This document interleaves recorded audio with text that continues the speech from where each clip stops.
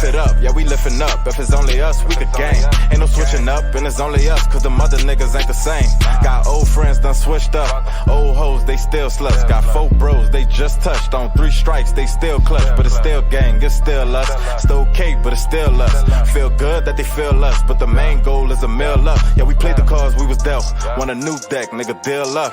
IG got the real tuck, but in real life, bitch, the real luck.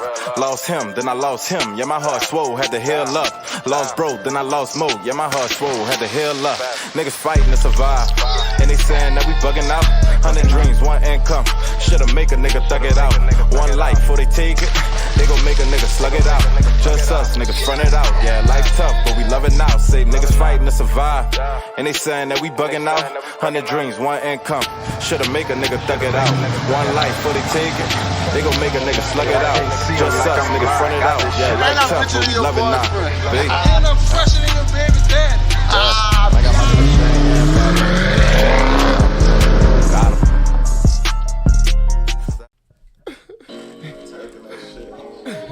You know, my name. Funny, man. Swag, if you ever see this, you be getting on my nerves. Love and loyalty. With them highs. What? I can't roll with them guys. No. Fuck a nigga feeling, they be feeling me. Killing was my friend, that shit be killing me. Dressing up his friend isn't fucking up my energy. But fuck, they show they colors, that's a win to me. What? I still got that momentum. Feel like I'm the one these niggas can't beat. See people that spoke into existence, but they can't speak. I'm rapping like I'm #1, if niggas ain't peak. Tired of me, I ain't sleep. It's 3 of us, we ain't deep. I'm book smart, but where I'm from, you gotta think street. That sour look to make you show them that it ain't sweet. Can't downplay my niggas' dreams, that shit ain't cheap. Ain't to show you shit that others can't see. Money is the motive, I can't stop until I get it. When them bitches think you got it, Fucking right. Too old for new friends, no joking, I ain't kidding. Say your dreams to them bitches. It's like every time I hear it, I hear something else. What? And blood thicker, so if bro to cut you off, then best believe I passed the scissors. Get your ass out of here. That's from the heart right there. Little women in my life. What? This boy done touched everything. He done went get it on your own now. It's a loan now. Yeah, he talking that shit. I like that one. To impress other niggas. You gotta step on that. You can fit it in your pocket. You gotta chill, bro. That's why you sponsor. Thanks. I'm in the front by myself like I'm God. Tired of telling niggas I'm a motherfucking prophet. We usually stop at a minute, but I'm genuinely feeling it. Yeah, that's it. Fuck. He made the vibe, the whole vibe, huh, Shaq? The whole vibe, huh? Yeah. That nigga went in. I like that song. Hey, what's that on Timeless. Swaggers and Cashers? Welcome back, man. This your boy D. And your boy Fat B. And don't forget, I'm richer than your boyfriend. And I'm fresher than your baby daddy. At all times. At all times. Now, man, today we got a real special guest in the building. Facts. We got a heavy hitter in the building. I'm Facts. talking about for the city, for the culture. This one right here. I'm talking about knowledge about our city. Do a lot in our city. Putting our city on in every which way he can. Real I'm talking culture. about being the voice speaking for us, man. We got one of us in here, man. We got Geedy P in the building, man. Thank you, man. Thank you. Nice have. Thank y'all for having me. Thank No y'all. problem, man. Yeah. No problem. Hold on, he get the we chin, appreciate too. you. Get the chin because he handling a lot. Trying to get that money, yeah. Just tell him who you is. Just a little intro yourself before we get in there with that. Well, my name Geedy P. For people that don't know me, I was A&R first for my cousin with his record label at 0 to 6. That's where S80 was at. Super Blanco that was in Squad Up with Kid and Wayne and Gutter and all them. Damn, so how old are you? Man, I'm 38 right now. He Yeah. going Man, back. I Listen, ain't that old. I yeah. didn't think it was that old. Yeah, that's what a lot of people saying. How the fuck you know all this shit about the older stuff and the new stuff? Because I'm from the era, the Okay. 80s, baby. Makes So, sense. was A&R over there for my cousin with his label and stuff. And then I managed YoungN a little bit. I worked with SUPACENT, I worked with Nice Guns, and then I started popping with the blogging shit from Seighty because he kept posting me defending things that came from New Orleans, like, you know, Lil Lingo and songs and shit that people was trying to run off with. I was just letting them know, like, nah, we did that first. And he started posting me on Seighty because Sean Cotton loved New Orleans. So shout out to that's Sean Cotton. Facts. Cotton. That's a fact. I emailed you, my brother. Check your email. Check your email, Sean. I said that. I shoot my shot. The best place to get Sean is on Twitter because he really Twitter. Yeah, right? You the second person saying that. Yeah, he be on Twitter all the time. He love Twitter. We might have to go there. We going that route. Everybody hit Sean on Twitter. That's how you gonna fuck with y'all. All right, let's get it, man. So look, before we get anything else, let's get this first sponsorship out the way. All right, man, we're gonna get this sponsorship out the way. This episode is brought to you and sponsored by BP International, leading forex company out there. You ain't gonna be no recruiting to others. You ain't gonna be in nobody DMs talking about flip 50 to 5,000, flip 30 to 3,000. None of that. You ain't gonna be none of that. It's gonna teach you the knowledge, how to get this money on the charts. You ain't gotta be on no call talking about let's go recruit HUD and do this. No pyramid scheme. None of that. So if you only want to do that and learn the shit, they got the signals where they do it for you. You copy, paste, get the money. Tell them we sent you code SAC. Let them know. They got the ebook. They got merch. Everything. Tell them. They gonna get you right. Code SAC. We sent y'all. All right. Now I heard you say you work with Young a little bit. So let's speak on your relationship with Young, cause I was a big Youngin fan, right. Especially like back in the high school. Him right there, see him sitting on the sofa. He could vouch. He had an iPhone. See, I ain't have an iPhone, so at the time you only could bump Youngin if you had an iPhone. For some reason, I don't know why at the time. But he used to be like, son, no, son, you're not getting my phone. Because I want this phone for first block. Let me get it for second block. He like, son, what I supposed to do all day? Bitch, I don't care. Let me hit this Youngin. We going to, what's the dual enrollment class? We going give me Hush, yo. What I'm about to do, you might say that was in there crazy. So I really want to know, like, how your relationship with Young went and, like, how that was. Now, I'm going to ask you first, what year that was when y'all was, what year that was? In high school. Because I'm trying to think if that was. 10th grade year, so we was like 09. 09. That was 09. Yeah, 9, 10. So y'all been on them. Yeah. My relationship with him, like I said, I know Young was doing the stuff with Juvenile first. And I heard him first on Cocky and Confident because Eddie made some beats on there. And I heard him on Cocky and Confident in 2009, but I didn't start working with him till he went to jail on an attempt murder charge. So my cousin was reaching out to him, hollering at him. There was people to get him out, but Young wound up copping out to the attempt murder charge, but they broke it down to aggravated assault. So when he left the parish and went to Winfield. But when he was in the parish, I was getting his CDs out there already. I got a CD from his mom, Miss Gabriella, because I was going to court for him. So you was the guy like running the Twitter and pumping all the Twitter RMR and all that? Yeah, All right, that's the RMR came up. Sputter, his brother, was the first one that got the RMR shirts from Sweet Wine, the guy that be doing Rest in Peace shirts uptown.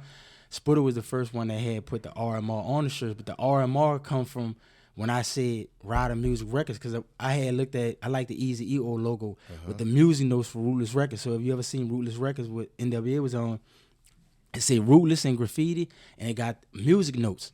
So I know Youngin had like a Draco or something, like a small AK on his chest tattoo. Yeah. So I took and drew that, and the guy on Jefferson Highway had made the logo or whatever. And that's kind of how we went to saying Rider Music Records. My bad, because I remember Youngin, he used to be saying Rider Music. So that's how the Rider Music Records come from. Me making a Rider Music Records shirt with Youngin on that, Free Youngin. And that's kind of how that started. And I put that same logo on the CD, and then that's how that happened. But anyway, I got the CD from his mom, Miss Gabriella. I was like, I need some Youngin music and stuff. So his brother, Big John, had some music. J-Dog and them had something that he was working with. A lot of people's partners out to Fisher, they was giving me songs, and then we put it on a CD, and I got the guy in Atlanta to make the CD. My partner Rizzy from out the Goose, he made the artwork. So I took an old picture from Youngin on on MySpace. He was holding a chain up with a little with a navy blue hat on, and Youngin, I think he had like a khaki Dickie shirt on. So I took that picture, and I used that as the main picture, and then we used the graffiti because I wanted the font that looked the gangster. So I was like, man, make the font look like graffiti. And then we put it on that piff and all that. And by the time he came home, it had 10,000 downloads, about the same amount albums that boosted You first said album. 10,000? Out of them 10,000? On that piff. You got 2,700, 3,000 had to come be from me. you. What? I used to be driving that bus. And you did all that by yourself? Well, like I said, his brother Sputter helped out a lot. You know, when we got the shirts and shit, because I had got an idea to make. I liked the free Gucci Man movement and the free Pimp C movement. So we got the shirts done. So young and brother Sputter had liked this idea. I think his wife showed him with the little picture, the way his face was looking with the like it looked like an Etch-a-Sketch. Yeah. So she liked that idea, and young and Sputter liked that one. So we went with that picture. But I liked the idea of that free young and movement. I mean, free Gucci Man movement. So I did that, and then I told the man put the name on the T-shirt, like the Twitter name, because I'm like, if anybody walk around at Super Sunday second line or whatever, they gonna know his Twitter. They be like, oh, youngin got a Twitter. That's genius marketing. Like Facts. Prince, I remember I met the guy Prince from that was rapping out the Magnolia, and they had met me in Carrollton, Roy and them, Roy the Prince. And he was like, man, who the fuck working Young and Twitty? Like, Young and ain't had no Twitter. Like, who's doing this shit? I was like, I know this nigga got a phone. This is before having a phone in jail was that known. didn't I was like, exist, this nigga got a phone in jail. Right, so I did that, and I used to be tweeting a lot of Young and lyrics out, and I just take old pictures with him, and I put the words on the picture so the fans could retweet it. I tweet out his old lyrics so the fans could retweet that. But when he saw the free Young and shirts that me and Sputter was like selling and getting out to the people, he wanted one, so I had gave him a red one. I gave Daniel Hollis one. He was rocking that Southern, and a lot of other people. So all that was going on while he was away, and then every so many months I drop another video, and then he got the video from the guy that shot all the videos when he was with Mina. But a lot of those videos that got took down, so we had to re-put them back out. And at the end of the video, I'll put like the artwork for the mixtape on there, and then his Twitter will be at the ticker at the bottom. So it was promoting his Twitter, it was promoting the album cover, and it was letting you see his videos. So I knew if they watched the video, they gonna want to go listen to the music. And then I put the Dat Piff link in the video in the YouTube description, so they just click the direct link and bring them straight to Dat Piff. Yeah, Yeah, you was ahead of the game. That's I'm crazy. telling you, you was ahead of the game. What made Young so different from everybody else around that time? Man, that shit when I heard it, it gave me chills, bro. He just gave me goosebumps. It's like when I heard Pac or when I heard DMX, it was disruptive. The shit he was saying, it was like blowing my mind or whatever. The shit he was saying on that, like I said, the Putting S80. up on Christmas. Man, all that shit about people, my family dog and all that shit. Like, what the fuck? Like, I was just like, it was like when Biggie say certain shit, it's like, what the fuck Biggie just said? Did he just say that? Right. So I felt the same way when I heard Youngin. It was like, you know, you don't know what he gonna say. He passionate as fuck. You know, when he in his feelings, he makes songs like Fill a Nigga Out. He make the song about his mama. So at first I was just like, man, all Young could probably do is make like street songs like Slim. But I remember my partner at the Goose told me this when I was on Jay-Z Hard. He was like, man, listen to that fucking Streets Made Me with Slim. And when I heard Soldier Like Mentality and all that, I was like, Slim really got all the shit. So when I heard Youngin make songs like I Love You Mama, Fill a Nigga Out, and all that, I was like, he can make more than just rider type music. But that was his main thing. He got that on lock. But he had that on lock, but I could see he had range. So I was like, damn. Nice. When that he could bitch do rapped that. on that, I Roll Up, that Wiz Khalifa. Yeah, like I that say, too. Oh, this nigga yeah, crazy. yeah, I'ma I cry. say, when I roll up. Yeah, he I was say, different. oh, He tapped into he a different bag. Yeah. Right. And I synced the CD. I was getting all these different songs, and I had to sync them the way I felt like synchronizing the project. So I knew that song with him and Doocy on that Rider Music Testimony. I felt like that was a good introduction one, so I put that one first. And I forgot the last song. I don't know if I made La La La La at the time, the last one. But I took it. It's not on that Piff no more because Miss Gabriella wanted it down so she could put it like on Apple Music, Spotify, so they could make money or monetize it. But at the time, it was up there, and if people remember, they know. Leonard Fournette told me when he was at St. Aug, he was like, man, I'm one of Young's biggest fans. And we was out there passing out CDs, Me, Nice Guns, Young and Brother, Big John, and Sputter. And all of a sudden, all the call kids right there on Canal Street at night. And I had Youngin on the phone from jail, and Youngin was rapping to me. I was like, man, we really on the phone with Youngin, and all of them was like recording this shit on their Snapchat. So yeah, it was big or whatever. That Do was y'all have any like unreleased music that's in the vault? Some shit that he probably did that.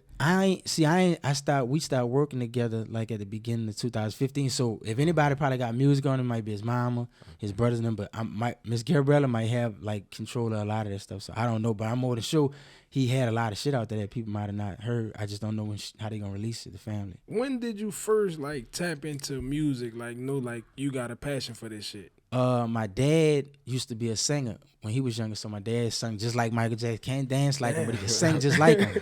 My dad was actually in a group, and Lil Yachty from UNLV could verify this. My dad and Lil Yachty uncle was in a group together. My dad at Third Ward and Lil Yachty uncle at the St. Thomas Project, but they was in a group called the Mystics. So I grew up listening to the Dells, the Delphines, the Manhattans, the Miracle Stylists, the Dramatics, like all this shit. All right. The Jacksons, all that, Temptations. So I heard all that shit growing up because of him. And then my older brother, he like 7 years older than me, 6, 7 years older than me. And when we stayed in the 7 Ward, he used to always go to like Gimmick Records on Paris Avenue. He'll get like Too Short, Spice One, Tupac, A-Ball MJG, UGK, all this shit. I'm listening to it because of him.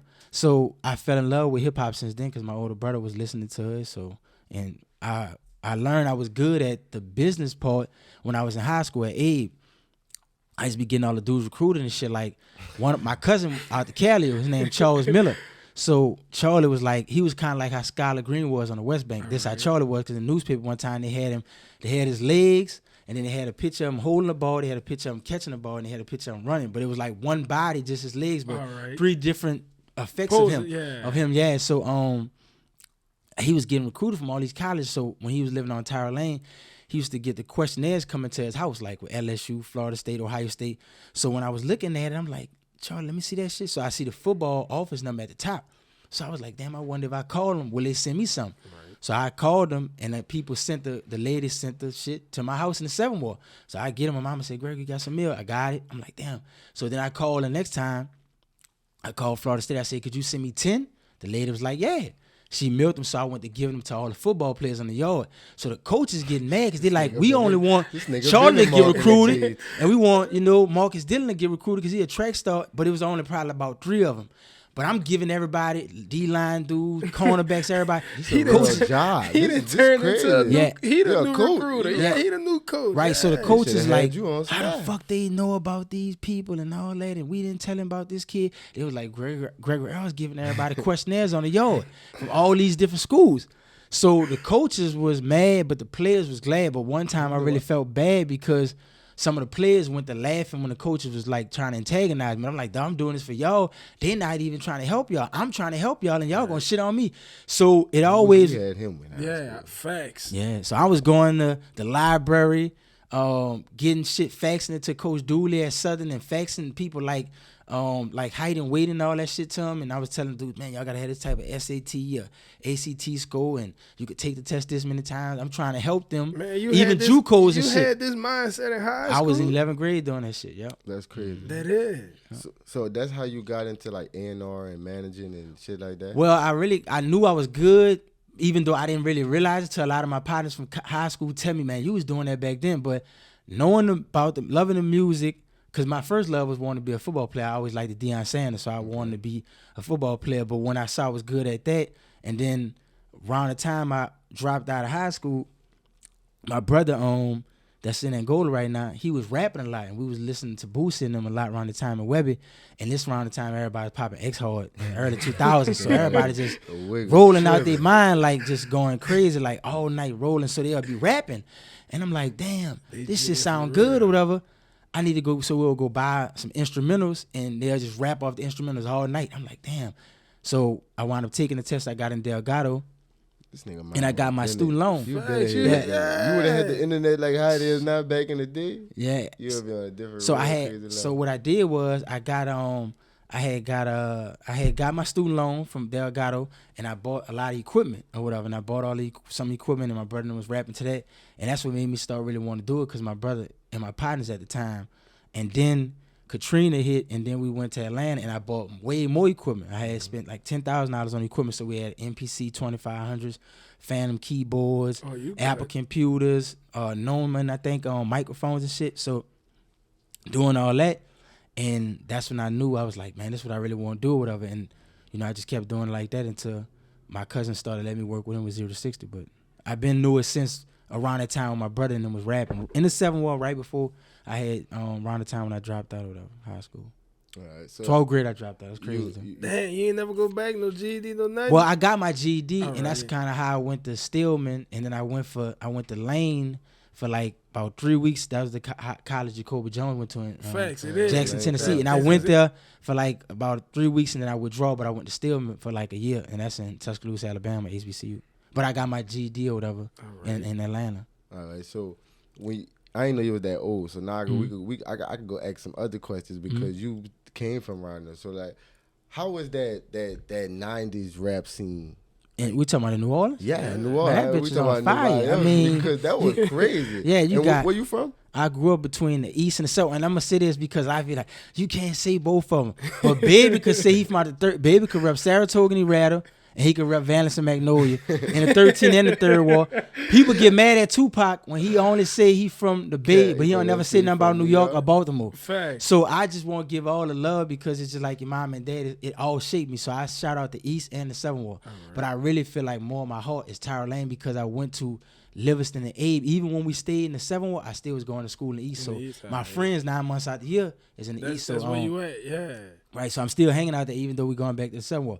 But the music was dope. I mean, you had like Tim Smooth and them. You had fucking Mystical. You had, Juvie. You had Hot Boys. You had Pimp Daddy. Man, there was so much shit that was hard around that time or whatever. I mean, you had Partners in Crime. You had UNLV. Man, it was a lot. I probably be missing some people. You had Soulja Slim. At that time, Magnolia Slim. Everlasting Hitman. Jubilee was popping. Everybody dancing to Jubilee. And that's crazy because even looking at it now, like, people will be like, that's crazy, like, dude shaking like that or whatever. But that was kind of normal back then when you see Jubilee and them do it. And like, in the videos, the dances, everything. Right. Facts. And I'm looking at it, but, dudes in Florida was doing that too. The 69 boys doing Tissa Rolls and Jubilee and Willie Puckett and was twerking. Kind of, but that's what it was back then. But this was the music we was listening to. So you had the party music, the dance music like Jubilee. You had the gang stuff like UNLV. You had the Cash Money shit. Pussy popping. It's crazy. You had the women too or whatever. You the real era of like block parties. Like that I'm thinking like project, they real like we on the block get some it's about to go down. I seen that because my cousin, I had another cousin named Chuck. He stayed and Lil Wayne shouted him out on that I think it's called Shoot First on the Hot Boys Guerrilla Warfare. When he said my nigga Chuck coming out Skyview with the gun, So anyway, Chuck and them lived in the Mel first, so they used to have a lot of the block parties where you'll see the DJ setting up the equipment and everybody out there dancing in the project. So we used to go out there a lot and leave the East and go to the Mel. My cousins used to be glad to come to the East because coming from the project, they're like, man, we going to the East, whatever, in the 90s, whatever. That was like a whole new world of them or whatever. It was so nice to them, so they was glad to get out the project to come to the East back then or whatever. But yeah, that block party shit was real in the 90s, definitely. How was Slim? Like, how was Slim aura? Because, we was little boys back around the time when he was my brother and them was out popping and popping. So we really, we listened, we heard the music, but we didn't understand, like, him being outside, like, how he was. Like, I was 10 years old, but I was on the street that Slim said when he said on the song in 95, I ran on Tyra Lane and busted brain. Snorting came with my girl Big Reed till I spooked out and thought a nigga was trying to kill me. Yeah. So he had shit going on around there. I said, I guess that's why Slim was like, I'm got to get from around here. But Slim said he did something around there on Tyra Lane. That's the same street I stayed on. So my brother and them used to be around there with him. They was like, he used to be chilling, I think, with Low Key or whatever, because that was his partner. They made that song, the Weed Fiends, the Dope Fiends, the Coke Fiends. Him and Low Key made that song, and Low Key out the 9th Ward. But I was young around that time, but Slim used to be out there. He used to cut people hair, and he was just out there thugging or whatever. But that's what I remember. I don't remember, like, him a lot, like, because I wasn't that old, but I remember my cousins and my brothers said they used to be around him because he used to cut hair and he started be ribbing and shit. How you think? But his music was hard, though. Yeah, how you think it would have been? How you think it would be if he was still alive? Man, I think about it. That was Soulja Slim, one of my favorite rappers. He be batting the piss out of niggas. He'll be doing that. And I don't think, and I love Gucci Mane. Listen, I love Gucci Mane, bro.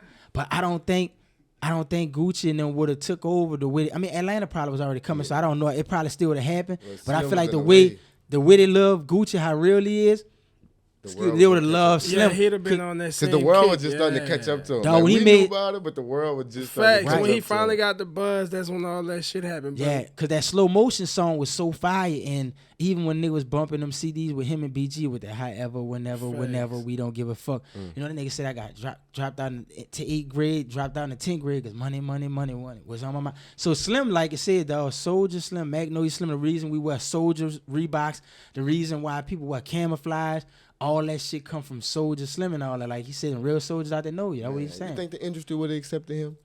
Yeah, because this Slim new said, industry? I think they would because it's really gangster right now. But even back then, like he said, 50 Cent kicked the door in for niggas like him. So Slim was like, it's my turn now. Like, so 50 Cent made it like, y'all ready for this real shit. Yeah. He just wound up. Come talk about the truth. Yeah, he was wild. I got to do my homework. Maybe y'all but I don't know too many people who was as popular as he was, as famous as he was, still living with, like, he was in the trenches. He was, like, he wasn't down the street from the trenches. He wasn't hanging around, coming around. Yeah. My boy was in the world. Touch on his front door. Yeah, he was Soulja Slim. He was a street dude. I don't really know too many. But see, that's how Lil Derek was too. They all was in the shit. So Lil Derek was like that in the streets, out there jumping out in dice games, bucking it out, man. He had that kind of attitude, and Slim was the same way. Like, you see Slim on New Orleans Exposed. He on the Parkway hollering at, he out there with he like he out Video Wayne did that. You got Soulja Slim out there with 6 Shot or whatever on the Parkway, cause that's what KLC from around the area. Then he by the Magnolias, but Slim was everywhere. He be in the East, like he said, you could put me downtown in the East across the river. So Slim was always letting it be known that he was a down south nigga to the in the big old expedition. On steroids. Yeah. In the all black expedition. Slim young boy on steroids. Times 2. You got to put the steroids times 2. Get both of them. Right. That's why I feel like I said, and I like what Young Boy doing, and he hard. But like I said, I feel like you got to think about how big music is now, how the internet make everything different. So if people like Slim had those tools that people like have right now, it'd be different. Because all them dudes in Florida so Slim. He had different avenues. His ventures would be different. Yeah. Like, if people like King Von and Soulja Slim, if they would have been able to, like, how would that would have been? That'd have been crazy. It'd have been bullet holes everywhere. That's really what he wants to say. I was just saying, y'all picture Soulja Slim and King Von saying fuck New Orleans and Slim come in that bitch. Slim gonna be back to piss out these little boys. Slim, boy. All these little boys talking that shit, I'm back to piss out. He said that on the song. He said, make a real nigga back to piss out. Nigga talking about nigga hating on you. Hating on you. Yeah, so listen, Slim, listen. My brother listens to that shit 24/7. I can see Slim going off on Kanye. He's a bitch ass nigga. I don't know what's wrong with Kanye. He fucking with them white folks, but fuck him. And Slim saying, you understand me? He got the white bitch pregnant. With his Campbell humping his hand. I was about to say with the humps. He need the humps. That nigga Kanye chip. He fucking with the white people fucking with his mind. Yeah, real niggas gonna do what real niggas supposed to. He was different though. He was. I think his energy and his personality, his aura, a lot of that stuff represented New Orleans. That's why I feel like a lot of people like him and they study him so much. And them dudes, like even in Jacksonville, Florida, Duval County, they love Soulja Slim. Like I heard Soulja Slim son tell me before, Lil Soulja Slim, he was like, dawg, they treat me like legend, like it's like they roll a red carpet out for me. They love his daddy. Yeah. So just fly up here. I mean, Kodak in them area, Broward, Miami, like them dudes, like he get love everywhere. But it'd be different the way the dudes from Florida just talk about Soulja Slim, like they just love him. His lady still getting big and big. His legend. Facts, that's true. How you said something about Lil Derek? So you used to bump him? You knew him? Like, well, I didn't know him personally or whatever, but I listened to his music. He was Bulletproof on the Hot Boys album and shit like that. And then he was on Undisputed, him and Chaotic, this shit. So that was the number 2 stunner and shit like that. Derek talked that shit, and Derek's song man. Wanda my shit. Beef ain't never squashed. Like Derek had a lot of shit. Him in the song with Pimp C, like BG Derek was that nigga or whatever and shit. Facts. Yeah. You could play that right now. So this is what I want to say. And I'm cool with his brother too.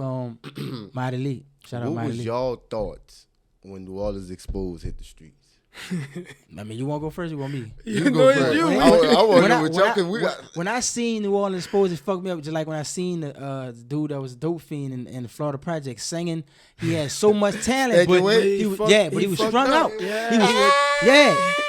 He really could sing, but he was strung out. So it's just showing you New Orleans got talent, but it's fucked up out there. Just like I seen how my partners was like, what? Yeah, with the rat and all that. I hold it, bitch. It's gutter, dog. In New Orleans, like. When people seen like Bout It, that was like the first time people really got to see the glimpse of New Orleans gangster shit and the way it was raw.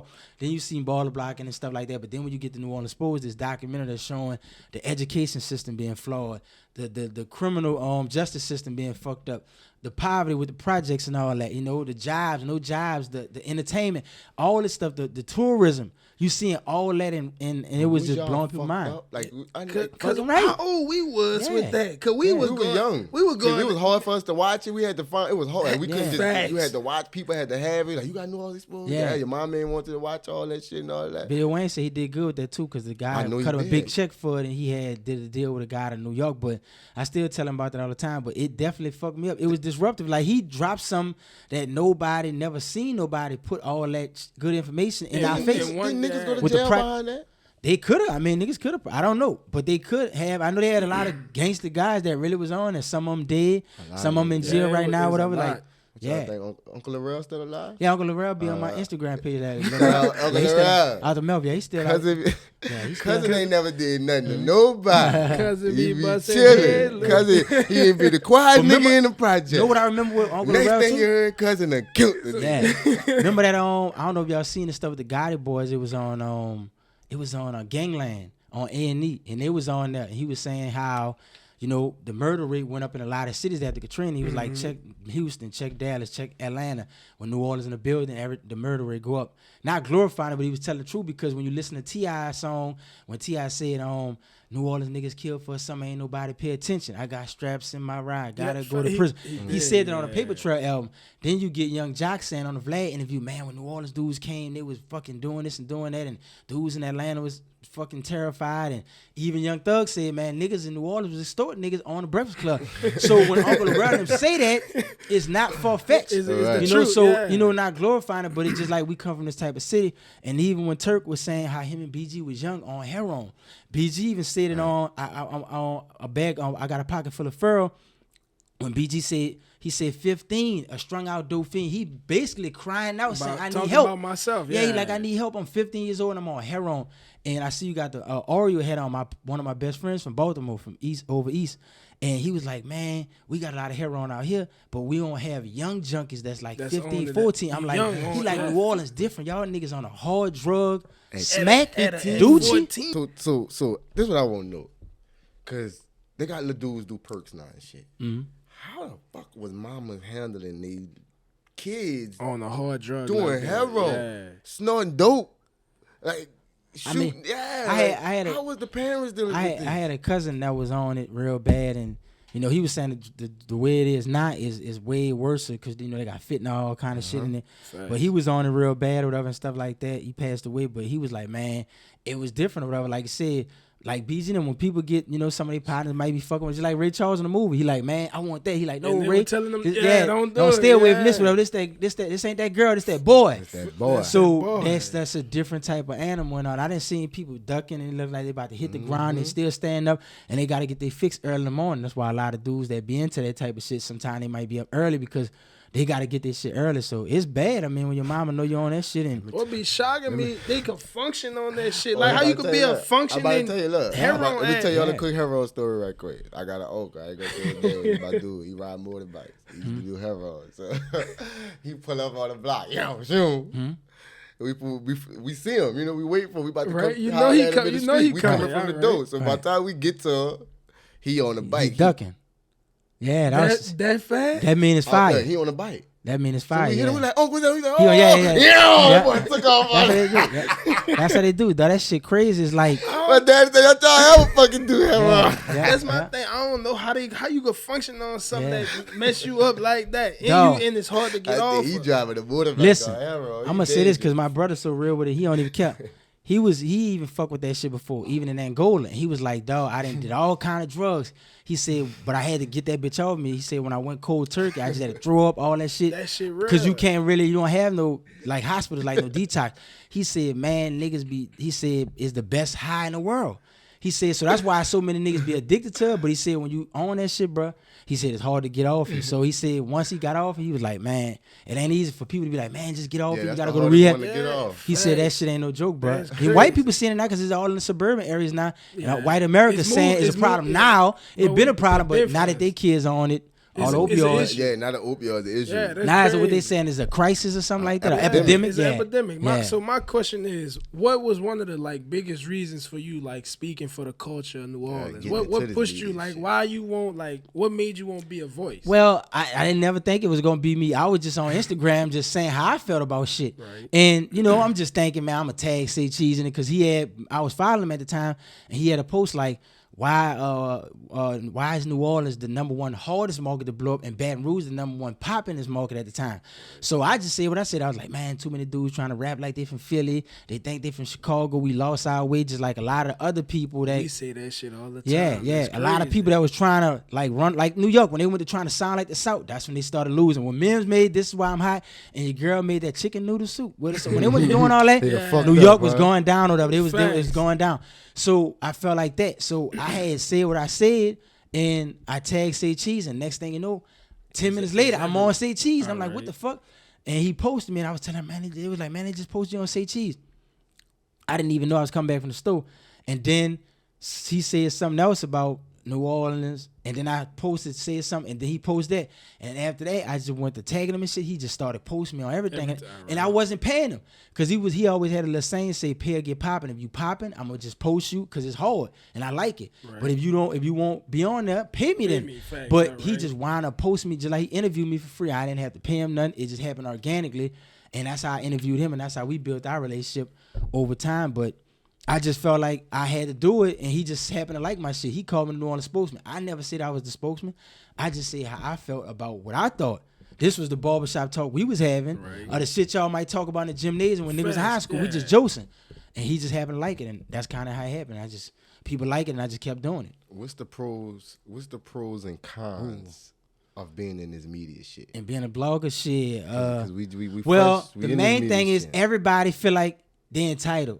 All the artists feel like you gotta post me or you ain't fuck with me, but a lot of times these artists don't pay you a dime. They don't give you no money. They just feel like you supposed to just do this shit for free, and they be feeling like everybody's sleeping on them. Everybody feel like everybody's sleeping on them. Everybody hating on me. Everybody don't want to see me win. I've been doing this shit a long time, and I never stopped whatever. And I just take all my wins, how they come or whatever. Right. I don't feel like nobody owe me nothing. You gotta put the work in. Everybody just feel like it's a fucking elevator to the top. You gotta put even YoungN, like you said, you've been listening to YoungN. YoungN said he been rapping since he was 14. Right. He really started seeing all that in his 20s or whatever. Right. But he had been putting in work or whatever. So the whole thing is people gotta trust the process and gotta grind. But a lot of people feel like that. Like I said, a lot of people want stuff for free. A lot of times people get mad at you for your opinion when they're asking you your opinion. This is my opinion. If the president, if the president like this, like you say, if Kanye feel like you might don't have to agree with them, but this is how they feel. Fact. So you got to still respect you could still come back and forth with them, but you got to still be like this how they feel. You got to get used to the trolls. Because at first, when I was getting posted on Say Cheese, we got one.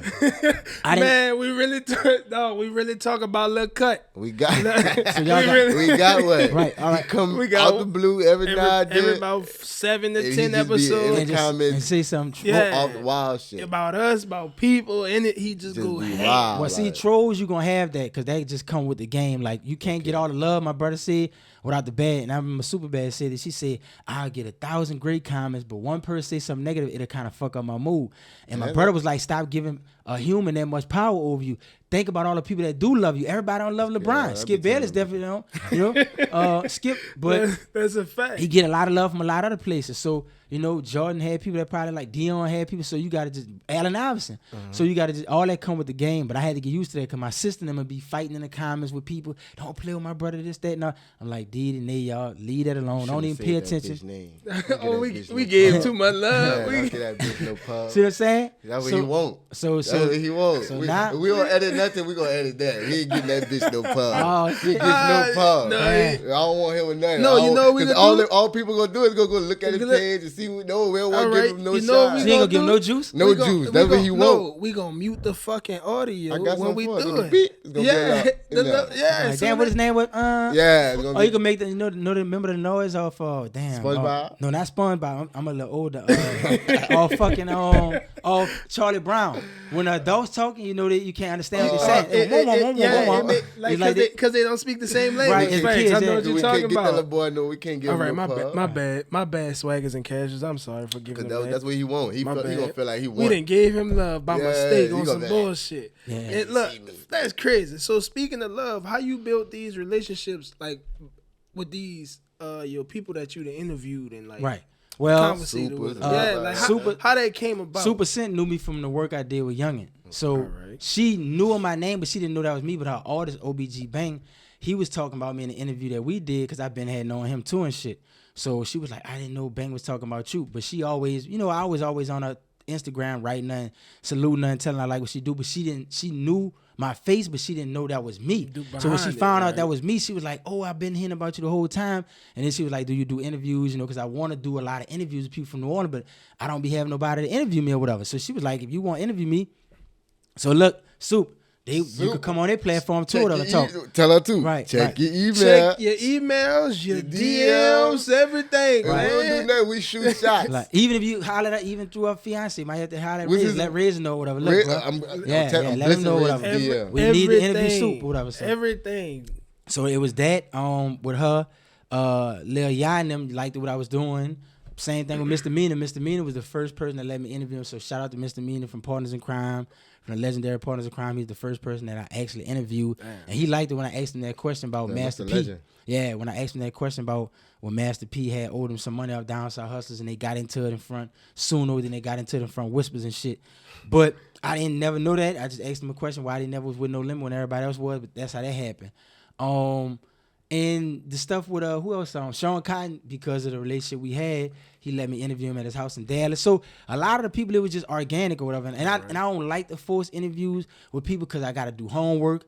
And I don't just be wanting to interview nobody because they gave me money. I like the shit to be good content. I want to know about you. You want to see what's going on, what you're doing, how I know you, things like that, to really have a real like conversation when you're talking to them. Right, and then the way y'all ask questions, like y'all might ask me some stuff I didn't even know y'all was gonna ask me this or that. So it ain't like soft questions, like you just making it all fun or just making it like so unpredictable. Right. That's the kind of stuff too, because I might hit Super with this kind of question, then I say, well, how you feel about people getting plastic surgery and this and that?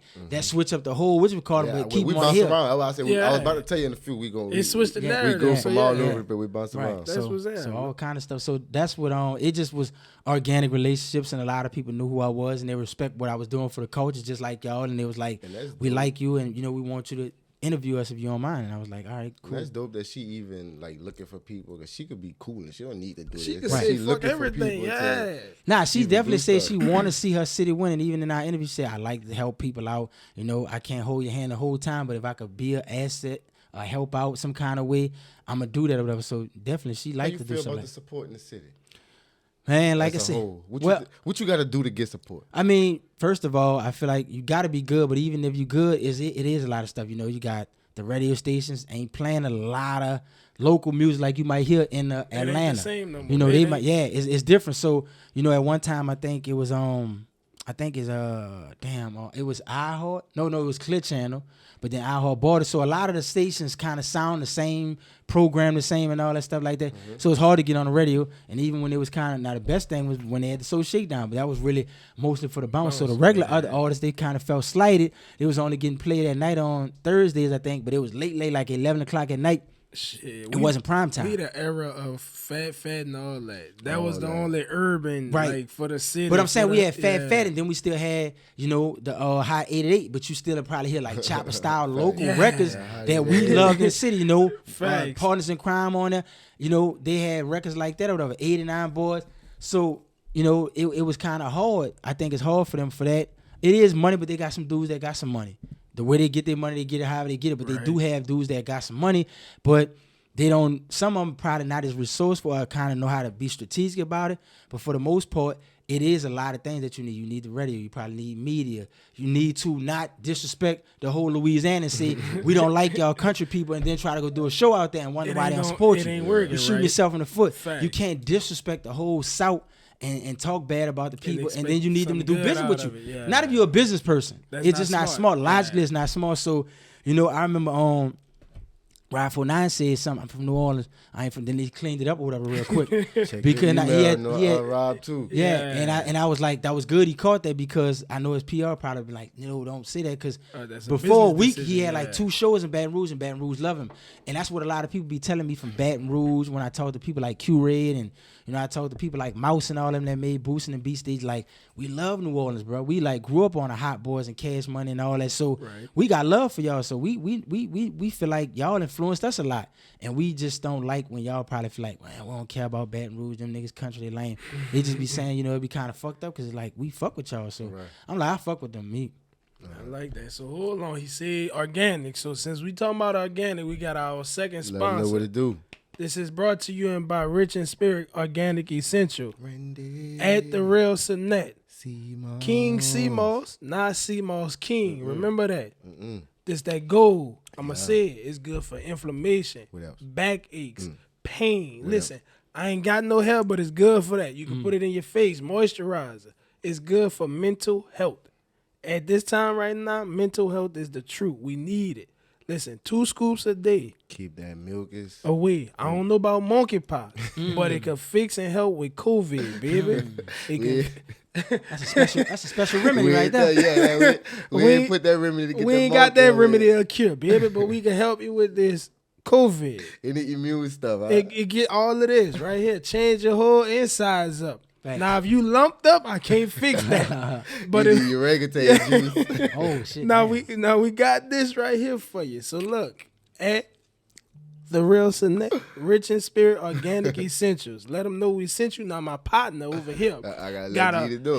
He got to let you know the other side, so the dog side. If you been around the block, you got kids. No. Oh, you got no kids. All right. So look, you might know some people around the block. They be in the barber shops because our barber partners say they sell them in the barber shop. Right. So they being on the 100 pack. The 100 pack, I heard of them. The Blue Chew, the Rhino 3000, and the all these strike pills. The original red, Blue Chew, the Viagra. Red, Chinese pill and all that. The Rhino 3000. Oh, you just need that. 2.5 scoops of this. Chantrice gonna be in there grabbing our ankles, doing that move. Damn, so that's better than ginger. That's gonna get the blood flowing. It got right. ginger in it. Okay, listen, you could listen. This unisex. It don't just work for men. So look, if you're shorty too, if she a little dry and you trying to make her get a little water slide, right? And she don't want to be healthy, put in her tea. So when Turk was saying he needed something to keep him whole, like the girls that want the dope dick, they could use that now, and they don't need to use that. Helping your blood, all that shit he said, and it's getting your little man, getting your man's right. See the alley oop. Don't.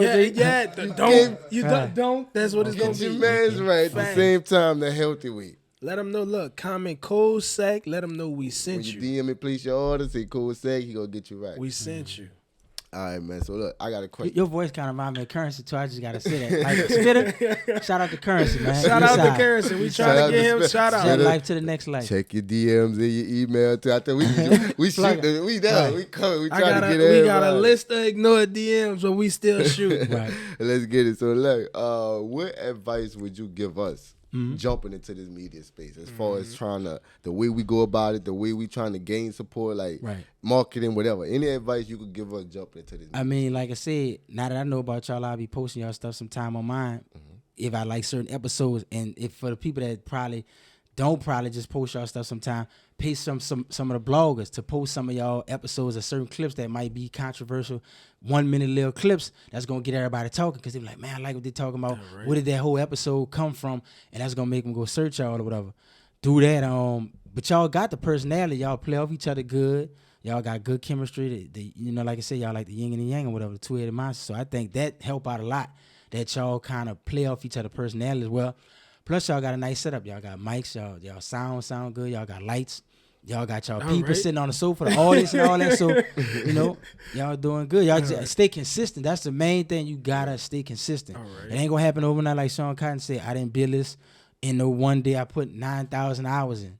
I think I forgot. I'm saying it wrong. Whatever. That's a lot of fucking hours. That is. Yeah, I think it's 10. No, I'm on 10,000 hours, which is like 9 years. That's what I meant to say.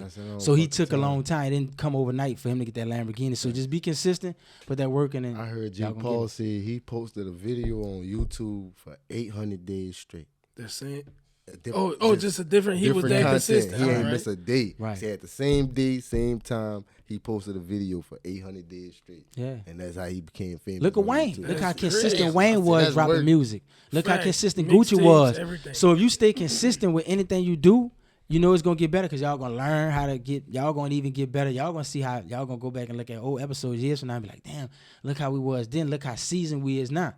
But look where we started at and all that, you know. So y'all see the end, but look where we started at the humble beginnings when y'all probably right here. But when y'all in a big old building and having a nice setup or whatever with nice sofas, all kind of shit, y'all gonna be like, man, remember we started in that such and such area or whatever. So this is something I want to improve. I want maybe some. How do we get the guests to post and promote themselves from coming on that? Yeah, being on our show. That's like, horrible. We don't push tough. them. We don't. But like we tag in every Yeah. for your I don't own self. see. I don't know why so many artists, bro. And see, that's what I'm saying. This that ego. This that.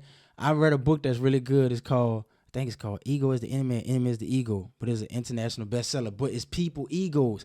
They already feel like they big already. You do an interview with them, they act like they can't even post a video with them. And you trying to give them some promo so they can tell their story, but they just feel like they're so big. I'm not going to do that. When people interview me, I be finding all kind of clips. I love that shit. But I appreciate the time and effort y'all got to take off and work. Y'all got to set up these cameras. This shit ain't free. Right. You know, so and y'all building up y'all YouTube channel right now. So that's the least they could do. If y'all saying y'all want the media to tell y'all stories and do stuff, I pay attention to a lot of that. A lot of artists be saying, you know, I do this and do that, but I be saying they don't share certain stuff. I see that they don't some of them don't even have personality. They just want to talk about certain stuff, but when they get an interview, you ask them a question, they like, quiet. Right, Like, dude, the interview could have been an hour, but it's really just 15 minutes now. Right. Because you don't want to say nothing, but you want to interview, but you don't want to talk. So make it make sense. But I feel like the least they should do is at least post the stuff or whatever, you know, to share, to bring some type of awareness to. That's the least they could do. But when y'all get big, they gonna want to share. We gonna double When back. academics be big like that, everybody want to share that. They want to share it, you know, Gilly and them shit and all that. But it makes sense. That's true. We gonna double back. We gonna spin the block. Let's get it though. Man, I heard you went to school with some heavy hitters. Went around. You used to, like, growing up, you used to went from like Wayne and a lot of other people around the city. Who's some of the people you went to school with? Well, I didn't go to school with Wayne. I wasn't there when he was there, but the people that went to my school, a lot of popular people went there. And it's not, you know, a knock at St. Aug, because St. Aug is still a Catholic school, private school. This public school. But this public school that we had, Wayne went there, even though Wayne went to McMahon, he went to Abe too, because a lot of dudes from the squad up group went to Abe. So Wayne went to Abe, BG went to Abe, Jacoby Jones that played for Baltimore Ravens, Super Bowl champ Jacoby Jones, all-purpose NFL record. I guess I got to throw it out there for my dog Jacoby. Ike Taylor, Super Bowl champ, cornerback from the Pittsburgh Steelers. Ike Taylor went to Abe. Toya, Wayne ex-wife, Toya Wright, a.k.a. Toya Johnson, but she about to be married soon. Toya went there. Who else went there? We had famous track star. We even got a famous porn star, Rod Piper. Like, a lot of people went there. That boy from Rod Piper from the 9-1. He from Cross Canal. Rod went to Carver and Rod went to Abe. You just taught us. You know, Rod be winning a lot of awards, like how Lex Steele win a lot of awards, and Mr. Marcus and what your boy name is, Justin Slayer. Like, that's what he is in his era. Man, I want to be a porn star one time, so that's why I know. I was talking to Rod. Rico Armstrong. Yeah, Rod, real tight, because my sister oldest son named Donovan. Donovan died in a car wreck in 2014, but Donovan's uncle was Ike. And Ike and Rob was best friends, because Rob and them left Carver and came to Eddie to play football. And they used to be calling him Big Swole, but then he went to Cali, started doing his thing hustling. Then he saw an ad, he told me about a model, and they was looking for me. Like, man, I was just joking, like, man, I'm going to go check it out. And he said, the people like, look at this porn or whatever. He was like, you know, we'll pay you to do a scene with this girl or whatever. He said, I did it. And then they was like, you really good on camera. You know, you could do this for real. Man, and he said he just went to blowing up. Man, you really just... Yeah, Rob, you know, he fuck with breadwinners and shit too. Kevin Gates, that's what he got. We got fucking Rob. You really we've been just... trying to Rob get Cross Canal, he got the tattoo on his stomach. We've been trying to get a porn star, a male and a female, both sides anyway, because we just, that's what, you know, we ain't never tapped into that. I wish I could have called him on FaceTime and all that shit like that. We got to get, I didn't know he was from New Orleans. You learn some shit we really got to get that boy on here. I would have never thought he was from here. Yeah, Ron really from Cross Canal, man. Yeah, But that shit like gonna be funny. We get Ron up here. he can't. He probably doing something right now. Cause we said I want to get a male porn star and a female. He probably busy or whatever. Yeah. That's cool. That's cool. We gonna catch up with him. That's crazy. Right. We gotta email him now. That shit gonna be crazy. That's DM and that boy from everything, New yeah. Orleans. Yeah, but like I said, so that's some notable people. It's like I said, probably more people. Squeaky played basketball too in the NBA or whatever. Squeaky Johnson. It's a lot of people, bro. It's a lot of people. I was about to say Squeaky of life. I was like, Yeah, Squeaky. I think Squeaky. The first name Cornell. Squeaky Johnson. Yeah, so Abe had a lot of, it was a fire school, like I said, in the East. Everybody was on their fly shit. Niggas won't, dress like, it was like some Harlem shit. So the East always been known for that style, and that's kind of how it was. That Abe was a fashion show and shit like that. So that's what it was. Niggas coming to that bitch with minks on and overcoats and all kind of shit. So yeah, it was nice. That was a dope school, and a lot of them went to that school. Yeah. Damn. So my question is, how you go about when like creating your blog? Is it like, are you feeling a certain type of way, or like you thinking about it like, I'm gonna say this, I'm gonna do this, how you go about it? Well, a lot of times when I record a video, when I'm talking, it usually be inspired by a conversation. Right. So I might have a conversation with a woman. I might talk to somebody about my mom. Talk to my mom. I might talk to one of my partners, and we might be saying certain artists feeling tired. They feel like you got to do this, and my brother might be like, tell one of my other partners, "But damn, Geedy did all this for y'all. It's never. What about what y'all do for him?" So that'll make me talk about stuff and be like, I could do everything in the world, but it still ain't gonna be never enough. Right. There's gonna always be somebody that feel like I forgot him. So a lot of the things I make, it come from my heart, and it come from probably a real conversation. So I only do shit when I feel it. It's like a person that's writing a song. Some people can't force a hit. They done got their heart broke or something just happened, and now they won't make a song about it. But it go off the emotion and the event. So I really go off a conversation or something that might trigger my interest on the internet that I might see and be like, I want to say something about this. Now I'll post it, what I'm feeling. So do you go as far as like just all positive content, negative content, like you wide open? You gotta have everything, because that's like, people might be like, oh man, you posting all negative stuff, or you posting all good stuff. The news ain't always good. Some news gonna be good. Sometimes it's gonna have bad stuff in the city. Sometimes it's gonna have good stuff. We just built this, or this school just opened, whatever, this new event coming out here. But then you might have murders or somebody got carjacked. So I try to do the same thing with blogging. I try to. So how you keep up though? This shit seems like it's a content overload. Look, Darren, something like going on you got a team, day. you got somebody sending you, or is all you? Listen, Darren from Nola, shout out my dog Darren from Nola, he from Algiers too. D told me, he said, man, I be feeling like I ain't working enough. And he do way more interviews. I always tell people, like, y'all looking for a dope person that do interviews, holler at him, because he good at it. So I shout out to him or whatever. But he always said, how the fuck you doing this? Because you still got a job that you work 4 days out a week, and you still do these blogs, because I got to go find videos on YouTube. I got to find the clip of the whole interview and chop certain parts out that I know going to be catchy. Then I got to get a collage and put the pictures together. I got to watermark it. And then I got to come up with a caption. And I got to do this all day. When I get off late at work at night, when I come home, I got to watch YouTube videos. And then I try to set posters up for the next day, but I already got them in my gallery to release them at certain times. So I just try to always be prepared ahead of the game or whatever. I just always, because I know I don't have a team, so I got to do the work of 10 men. But I was doing that with music and everything I always did.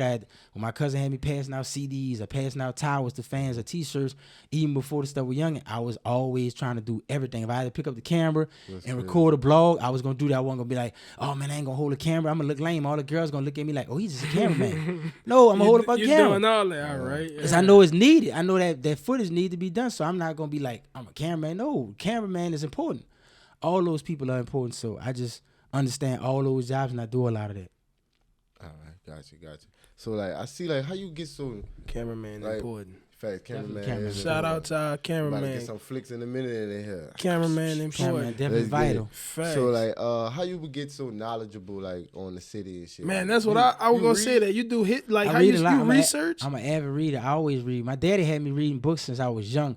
So when people stay at book fairs, put me on some good reads. Book I like. See, I like like I said, the book I was telling you about the one I just said I heard the enemy what I was saying Enemy is the Ego, a good one. I like the Jeff Bezos book I got I think it's called Everything Stole. I like that one a lot. Of like Barry Gordy autobiography, To Be Loved. I read Ellie Reed autobiography and stuff like that. Sang with me because I like a lot of music books and stuff too. I got this book called Principles that I got. I got a book called Raving Fans that teach you how to create raving fans, and they go tell everybody about how good. It's like a customer service 101 book. It's an easy read, but it just show you how to appreciate your customers and your the people that spend money with you. Right. So I just read. It's all kind of books I read or whatever and stuff like that. Like I said, everybody know about the 48 Laws of Power and stuff like that. Mm-hmm. So I read books like that, but I like to read a lot of autobiographies. I read the book Hitmen about the old music business, like how they was doing Piola and all that shit in the 50s and all that with Morris Lee and Leonard Chess and all them and stuff. So I just read a lot of stuff, bro. I read the book about Sam Walton, Made in America. Yeah, used to be talking about the shit because I the Haitians, all that stuff. All that shit. I might say they stole. How you lose all your Instagrams, man? Well, damn, that's a good question too. I'm on my fourth Instagram. I lose all of them. I don't know. I guess people flagging me, hating on me, probably. That's crazy. I don't know, but I keep trying to come back or whatever. But to go back to what you were saying about you was asking me something about the books I read. Books. Yeah, like I said, I read a lot of books or whatever because I just feel like that's really important. Because a lot of times I can't have conversations with Master P or Puff Daddy or Ellie Reed, but if I read these books, I could use them and apply it. So I think it's cool to read, and a lot of times people think that's you nerdy or you stupid, but a lot of the people that run the world avid readers. Like Bill Gates love to read. Oprah been had a book club, and you see how much money she got. So I just feel like it's always good to read, and like I said, I'm an avid reader and I enjoy that. But that go back to when I was young reading Goosebump books. I always loved reading them Goosebump books. Rich Dad, Poor Dad changed my life. Rich Dad, Poor Dad, yeah, that's a good book too, or whatever. Yep. How you save the money and put me on. Yeah. So how you feel about the culture of New Orleans as of right now? Are we losing the culture? Like what's your standpoint on I don't that? feel like we losing the culture because our culture is so rich, but I do feel like we do bite a lot of other people's stuff, and sometimes it bleed too much in because it's cool to be it's cool to be inspired or whatever by people, but when you just go to taking too much, like everybody won't do. But we talk like sometimes I be hearing these, because I be around the youth a lot. Yeah. So I be all Chicago lingo. I be around the culture. You like, am I in Chicago? And I be like, bro, they called Fazos. That's G-Nights. Yeah. I be like, what is going on in here? Right. Forces, one. I be like, what y'all, we start doing this? We lose. Yeah, sometimes we be losing. We twin now. Everybody twin. Yeah, like they say in Chicago. Like in Atlanta, they say that. Atlanta say that, yeah. It's all these places, like you said, from Chicago to Atlanta. And like I said, our stuff bleed into some people. So I understand that everybody kind of influence everybody. But when you kind of take everybody's shit, you lose your own identity. It's like when you look in the mirror, it's like, who the hell am I? Right. And I always tell people come to New Orleans because of our culture. They love the jazz music. They love gumbo and red beans and rice and po' boys. They love to see the Mardi Gras Indians.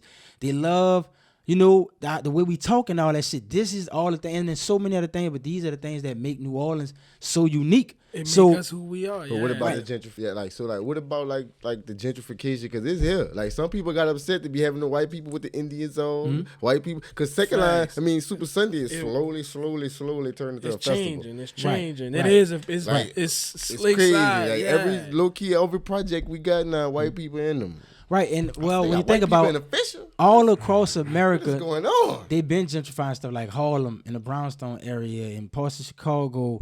They went to knocking projects down in New Orleans too, like you said, the Bywater, the Irish Channel, they gentrifying. The Ninth Ward, Bywater, like you said, Marigny, St. Roch, parts of Algiers, all over. Like it's a lot of places in there that knock the projects down and push people in concentrated areas. That's why you get way more crime in the East, and it's kind of like the forgotten city. The East was bad, but it wasn't nowhere near. It had pockets. It was like Goose, Bunker Hill, Checkerboard, East Shore. It was a lot of places. Hold up, so Bunker Hill been. Bunker Hill, fucking right.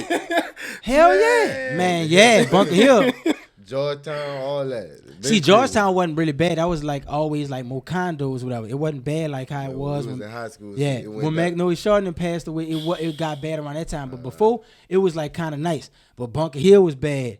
East Shore, the Goose, Juvenile said. Bunker Hill never had a state when that's why Bunker Hill was bad. That's what I'm trying. Yeah, Bunker Hill was bad. And I want to say this too, because Supa Cent fiance was saying that we didn't have a Walmart in New Orleans. We had one uptown when it was looting on Katrina or whatever when it was on the news. So we did have one uptown. It had just got built with the one we had that was around the longest with the one Wayne Mama worked at Mesita, which was around Bunker Hill on Bundy in the service room. I'm on detail ass. Yeah. Don't talk to me, y'all. Yeah, so we had a Walmart first. We had a Walmart in the East Mesita worked there. You had Walmart. You gonna tell us we ain't from New Orleans? They only had one. And They that was the only one. Yeah, but back to the stuff about the East, like I said, you had Juvenile saying bundles of dope running from the Magnolia to the Goose. That's on Soldier Rag. Then you got them on 400 Degrees. Niggas beefing like the Checkerboard and the Goose. So the Goose, the Checkerboard, which is like the Skyview area, like I said, Bunker Hill, East Show, the Jungle, Tylerland, where I'm from, the Gap, Flake, Viola. What else? The Zoo. It's like Main Street. It's beaucoup little spots. West Laverne. So it probably other spots that I probably forgot, but it's a lot of gangster areas. But it wasn't like the project. You know, the project will always be more concentrated because everybody on top of each other. So you got some of the people that Desire was moving to the East before the Desire even started getting knocked down around 95 era. So they was already coming in the East Shore and all that, like dudes like Lulu and all them back in the day. My cousin was around them in East Shore. So you had little pockets, but it wasn't nowhere near how it is now. People don't even want to get gas. So after Katrina, ever since then, the last 17 years has been crazy. Damn. It's been mayhem in the East. That is. But how you feel about the white people being in the Indians? Man, that's like I said, but keep them out? I feel like, to me, bro, I feel like people got to let us have something. I'm thinking everybody just want to try to get in. I'm gonna tell you how they get in. Try to pay us off, you know it. Body win. And that's how they gonna get in. It's gonna be one of them coaches, one who really for the culture, and then white people gonna come up and they gonna say, "Sir, we could get our organization and we'll pay you X, Y, Z." You gonna sell us. And that's the crazy part, you know. They felt we always lose because of money. Take over because they gonna have more money than us. Money always. Supa Cent is not the same. Tell me if I'm lying. It ain't. Tell me I'm uptown, downtown, West Bank, none of them. I'm like, what is going on? Right. What is all this? I be in LJs now. That's a festival. White people be walking their dogs. It's a festival now. That's a festival. I'm telling you, that's a festival. White people be walking their dogs and shit. Yeah, like, what's going it's on? different. It's different now. They be on the Navy base with their little tank top and we ain't white never people. had cuffs that. and all that, yeah. We ain't never had that. It be kind of funny when I be seeing them dance to the second line stuff because they don't move their feet like us. So it be really kicks. And I got some white partners and all that. But it be funny when you just try to see them dance. Even when they come to the French quarters and they be doing the stuff for like a wedding, I be like, it ain't the this same. I be telling the tourists, don't think this how we now. You got to go see some brothers really get down. Like Facts, this shit come true. from black areas like Tremere. Y'all see this? Everybody who over for don't sell it out. Don't sell it. Don't sell it. Don't sell a culture show. Please don't sell it. Because then we gonna let them in. They gonna play. Oh yeah, we're just gonna have one. And then next year it's gonna be I'm gonna 6. keep saying it. They gonna be always 28. feel like money. Then they is gonna the have way their to own get ball. us. So you saying they gonna have Indians like white people in Indian suits? They trying. I know. Listen, They they gonna trying. come They out getting the ball. close and closer as they can get. Listen, we gonna have us a Bayou Beer Garden Indian. Man, They gonna come out the Bayou Beer Garden ball. They trying, bro. Tell me, just look at everything we doing. They sneaking they in. trying to get the second line bands in there slowly. Yeah. They making their own costumes. But you know they can't. They've been doing that for black. They've been doing that to black people for years. They always let us build stuff up and they try to run off with it. Same thing they did with jazz. They deal with blues. They deal with rock and roll. Like they always take all the stuff that we do and try to put. You know, you get Chuck Berry, then you get Elvis Presley being the face. So they do it a lot of them. They always trying to put somebody else and make them feel like it's more marketable if they do it. But this our shit. We cooking this food up and y'all want to try to take We the originals, yeah. Yeah, man. We bring the sauce though. Without the salt, like New Orleans definitely the heartbeat of America. But if you take the black people out of America, then you ain't gonna have no soul. We give this country so much swagger and flavor. That's true. When they start saying the Zulu ball got to be on Wednesday because the Shireen ball is that Tuesday. I'm straight on. That's a bunch of malarkey. Man, yeah, I'm straight. Malarkey. They gonna say what fucking ball? Yeah, it's the new ball. The coach guys, yeah, man, we bought paid a bunch of money, liquor, food, everybody. They in there, took the whole chandelier. convention center What away is out. going on in here, man? The whole shebang, huh? I'm straight. We gotta protect I'm that. gonna be straight on Mardi Gras after that. I'm gonna feel like we done lost because Right. that's a real can't give L. them that one. Yeah, that one gonna be crazy. Can't do that one. Man. Can't. That's good, man. So now look, you said, damn, he said he didn't graduate high school. He right? got a GED. I went back and got You his ain't got GED. that, right? I'm like Damon Dash. You know, Dame was small, but he went back and got his GED. Alright, so so I look, went now back. this next segment we about to get into. I can't even ask him if he had because he ain't finished.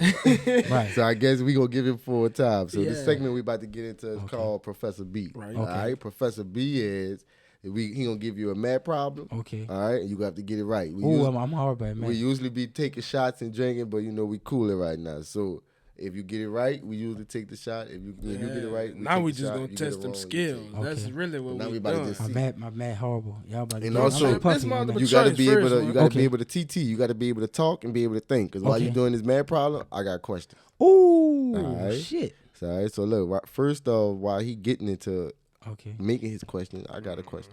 All right, by being a manager, right? Mm-hmm. How do you separate their life from yours? Like, cause sometimes people might see you might be managing an artist and he got a lot of street activity going on. Right. So, and they might see what Geedy be with him, so they might say Geedy might be with that. So, how Right. do you separate what your artist got going on versus what Geedy got? Well, I going mean, I guess because I've been doing it so long, so it ain't like it's like my brother. Like like when I was starting with my brother, that was my brother, so we was doing it together. But I've been working with artists so long, it's just so many of them. So I just still be like, look, I work with this person. Now, some people I might be a little tighter than with others because our relationship might just connect like that. But for the most part, I still try to have my own thing, and they kind of have their friends and who they hang with, and I kind of got my cousins and my people I hang with. So I kind of just try to have. I always kind of been more of an introvert anyway, so I be by myself a lot too. I just do the business and I dip out or whatever. Can they street activities deter you away from doing business? Sometimes some people got. It's been an artist before he passed away or whatever. It's not young and it's somebody else that was way before that, and his shit was too out there or whatever. And I was like, nah, I can't do it. Like, man, so Damn. Man. nah, So I that- couldn't do Couldn't that. fuck with that. Nah, that was just too much. I feel you. So here, It wasn't worth listen. This is not dividing. We just want you to find the square root of this number, and you just got to guess. How You much- can't use no phone, no How much nothing. time you get? You get 45. I give him 45 45 because seconds? it's multiple choice. Ooh. Hold It's, on. it's multiple choice. So if I mess up, I got to drink too. No, you ain't even got to You drink. We gotta ain't, drink. You ain't want- even you no. drink? Okay. I mean, No. I do be drinking But sometimes. you driving by yourself. You Yeah, ain't gonna so say you GeedyP good. messed up on Swagg Ca and We ain't going out like Right, that. right. So here, We just ain't tell us playing the it. square root of that. You pick which one Ready? you think it is. boom. All right, boom. Let's get it. Man, this shit. So I got a question. Go ahead, get him busy. Where you plan to be at with your vlogs, your blogging, interviews, everything in the next 2 years? Where you want to see your brand at? I just want to see it, like I said, keep getting bigger and bigger. And I mean, I just feel like as long as I stay consistent, I feel like it's gonna keep getting bigger and bigger. So I just feel like, yeah, you gotta just keep working or whatever, and it's gonna grow because it ain't grew bigger than it was before, whatever and stuff like. And I see the people keep coming back. I probably got that shit wrong, but The time I'm about to say, ain't you up. got more time. It's You up to still you. got We ain't time. rushing We you. ain't rushing you. Just Got because more- I you got grabbed it, time. it's up to you. right. So yeah, I think that's what it is. I think it's about it's gonna keep getting bigger and bigger if I just stay consistent. So all I gotta do is just do what I did last year and just keep going and just keep adding or whatever to it. And I feel like sky's the limit. I feel like I'm on a good track right now, and I feel like the more people keep hearing about my story and know my involvement with certain things, it help credibility a lot or whatever. Because when people really feel like they know you did certain things or you was involved with certain things that they like, they trust you a little more, your judgment and your And if you're looking for somebody Taste. to interview and work, we've been looking for somebody Facts. to come with. Get on Yeah, a so if you're different trying to interview, platform. if you Yeah, want we to, trying, at any we time, trying. we could. okay. So is you going with I'ma that go one? You with- can Yeah, we always give 'em they extra got time and you everything. could you could pick which one. It's up to you. I'm gonna go with this one. And a lot of this shit, man, I ain't seen this shit since fucking, like you you gonna said, say? high school. 3 with the 9. Man, I thought this was a one at first. No, that's what- that's a beat. My bad. Let me. But see, that's what I said. I forgot even how to solve these, what you call it. I don't even know if I'm multiplication So or you whatever. turn- Like, it's been so long since I seen this So shit. you turning that in? I'm turning this You in. turn like, that man. in. He got that bit right I too. know you did. He got that bit right. He got that bit right. He So- said he thought it was a 1. Damn, Yeah, I'm fuck. messing up. Now I'm giving niggas answers, making it. Look, just put the period. Yeah. I helped him out. He said, I thought I picked it because I saw 1. Damn. Yeah, at first I thought that was Damn, you got lucky. So now I'm gonna have to just do that. I got lucky. put I'm the gonna have down. to, yeah, period them out. because it looked like I we gave. learned. We learned. You Nah, gotta learn. you done got that one right. That was by mistake. I ain't gonna put no more. Make you make. Damn, I'm like, Diddy on what you call? He said, man, my fucking math is horrible. Don't trip. You My ain't worst, getting in that worst one. class at Howard. I done gave him an answer. Now we That's like crazy. 99-3. Something like that. Damn, you would be Oh, so under. 99.3. Oh, so you say you didn't got that many people? They always got it wrong. Yeah, most people. Well, at get least wrong. I feel good. At least I did that, y'all. Yeah, I'm about 99. I wasn't ready for that. Don't trip. Don't trip. Man. Now I'm bringing it down.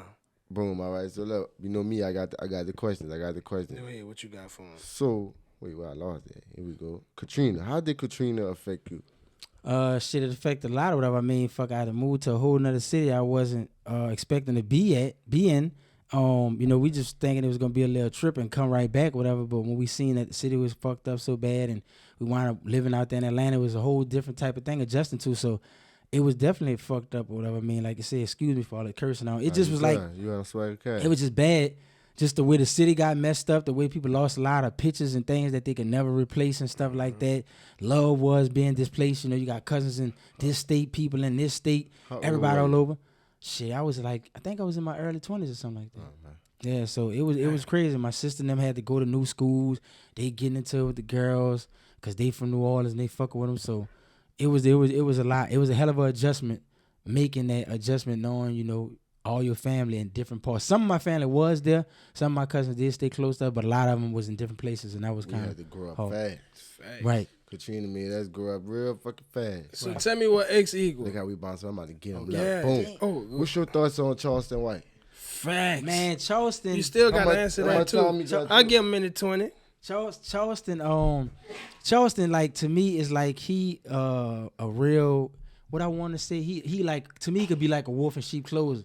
Cause they say a broke clock could be right 2 times a day, and he'll say a lot of stuff like we be talking like about like that. NIGGA, like niggas never ignorant getting goals accomplished, that come from Tupac, and he'll use that stuff like he like on some Malcolm X type, Martin Luther King type stuff, like he really want to help the youth and all that. But you saying you think they need to go to jail? No, this what Angola was made for, because it was named after Angola, Africa. You saying black dudes need to go to jail? That's the only way to fix the problem, sitting in jail. But you saying you trying to be a part of the solution? Sound like he a part of the problem because he like to agitate stuff. He like to say stuff that's gonna get comments and clickbait. So sometimes he be saying some stuff that makes sense, but a lot of stuff he say because it's gonna go viral. He'll say fuck Bun B, fuck T.I. son, and this Nipsey. I like Aramis, but I don't like Nipsey. That's like saying you like Jeffrey Dahmer, but you don't like Dahmer. Dahmer, the Milwaukee Monster, all them. That's the crazy. All that's the same crazy motherfucker. Nipsey still evolved into who he is, but he's still Nipsey. He's still probably like the same color, same food, same TV shows like me.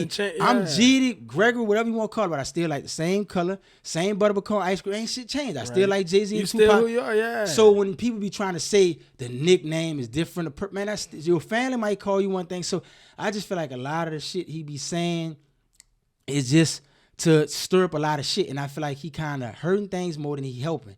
If you want to be a part of the solution, you want to be like Malcolm X, you could say, I don't like how certain brothers going about doing things, but just to be saying you gonna curse them out and you a bitch ass nigga trolling people, I don't feel like that's the way to say that you a civil rights activist or some type of community leader, because you don't sound like you trying to solve solutions to me. And the unnecessary fucking the unnecessary shit he do and the unnecessary shit he say. Like, he say fucking with the dead. Right. Like, leave the dead people alone out of this. He man. do that a lot. Like, they don't be having nothing to go on with all that. And like some of that shit, he be pissing me off. And the unnecessary ratting. Yeah. When he do that. Like, what the fuck that got to do with anything? This man said he saw people, if he see somebody at the fucking stop sign, he gonna call the police to see what the niggas doing. Because look, this shit so crazy because I'm trying to, it's crazy. Y'all really mentally fuck people. I never seen nobody ask somebody a question and give them a whole that, like, how y'all thinking this shit? Y'all just sitting around one day drinking, like, look, we gonna have a fucking rapid fire quiet question moment, and we gonna give them these crazy ass questions with arithmetic, some Chinese shit. They get drunk. That's the bottom. We gotta right. get them drunk. Yeah, So you probably would have got that first answer wrong. Yeah, if I would have been drunk. Yeah, see, but you'd have had me discombobulated. I'd have been all the way off. Facts. Right, not a multiple choice ain't that. Now I'm really fucked. But look, so back to what you was saying, how you said, which was the last thing you said about Charleston White? The unnecessary rant. Yeah. Right, so you'll say, you'll say this nigga pussy, you gonna fuck him up, but then soon as them dudes get on your ass, you talking about the police. So what kind of shit that is?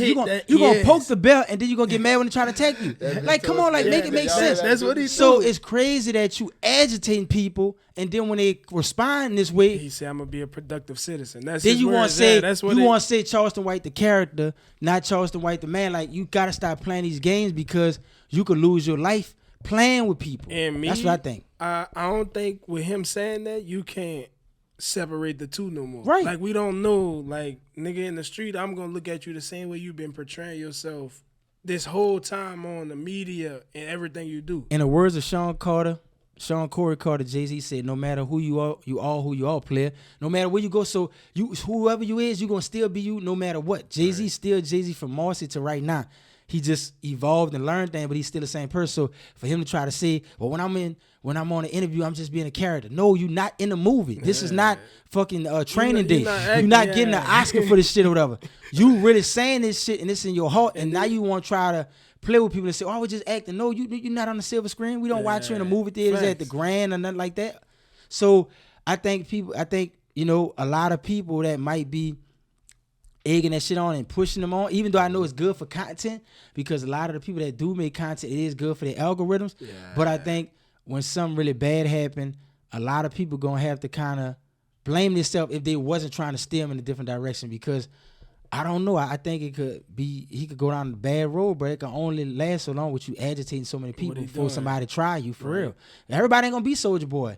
Everybody not gonna be that dude that rolling loud that was a gang member that tried to. Some dudes just gonna be crashed out. You know, they shooting. Yeah, ain't no. I don't want to fight. I ain't trying to grab on you. None of that. Yeah.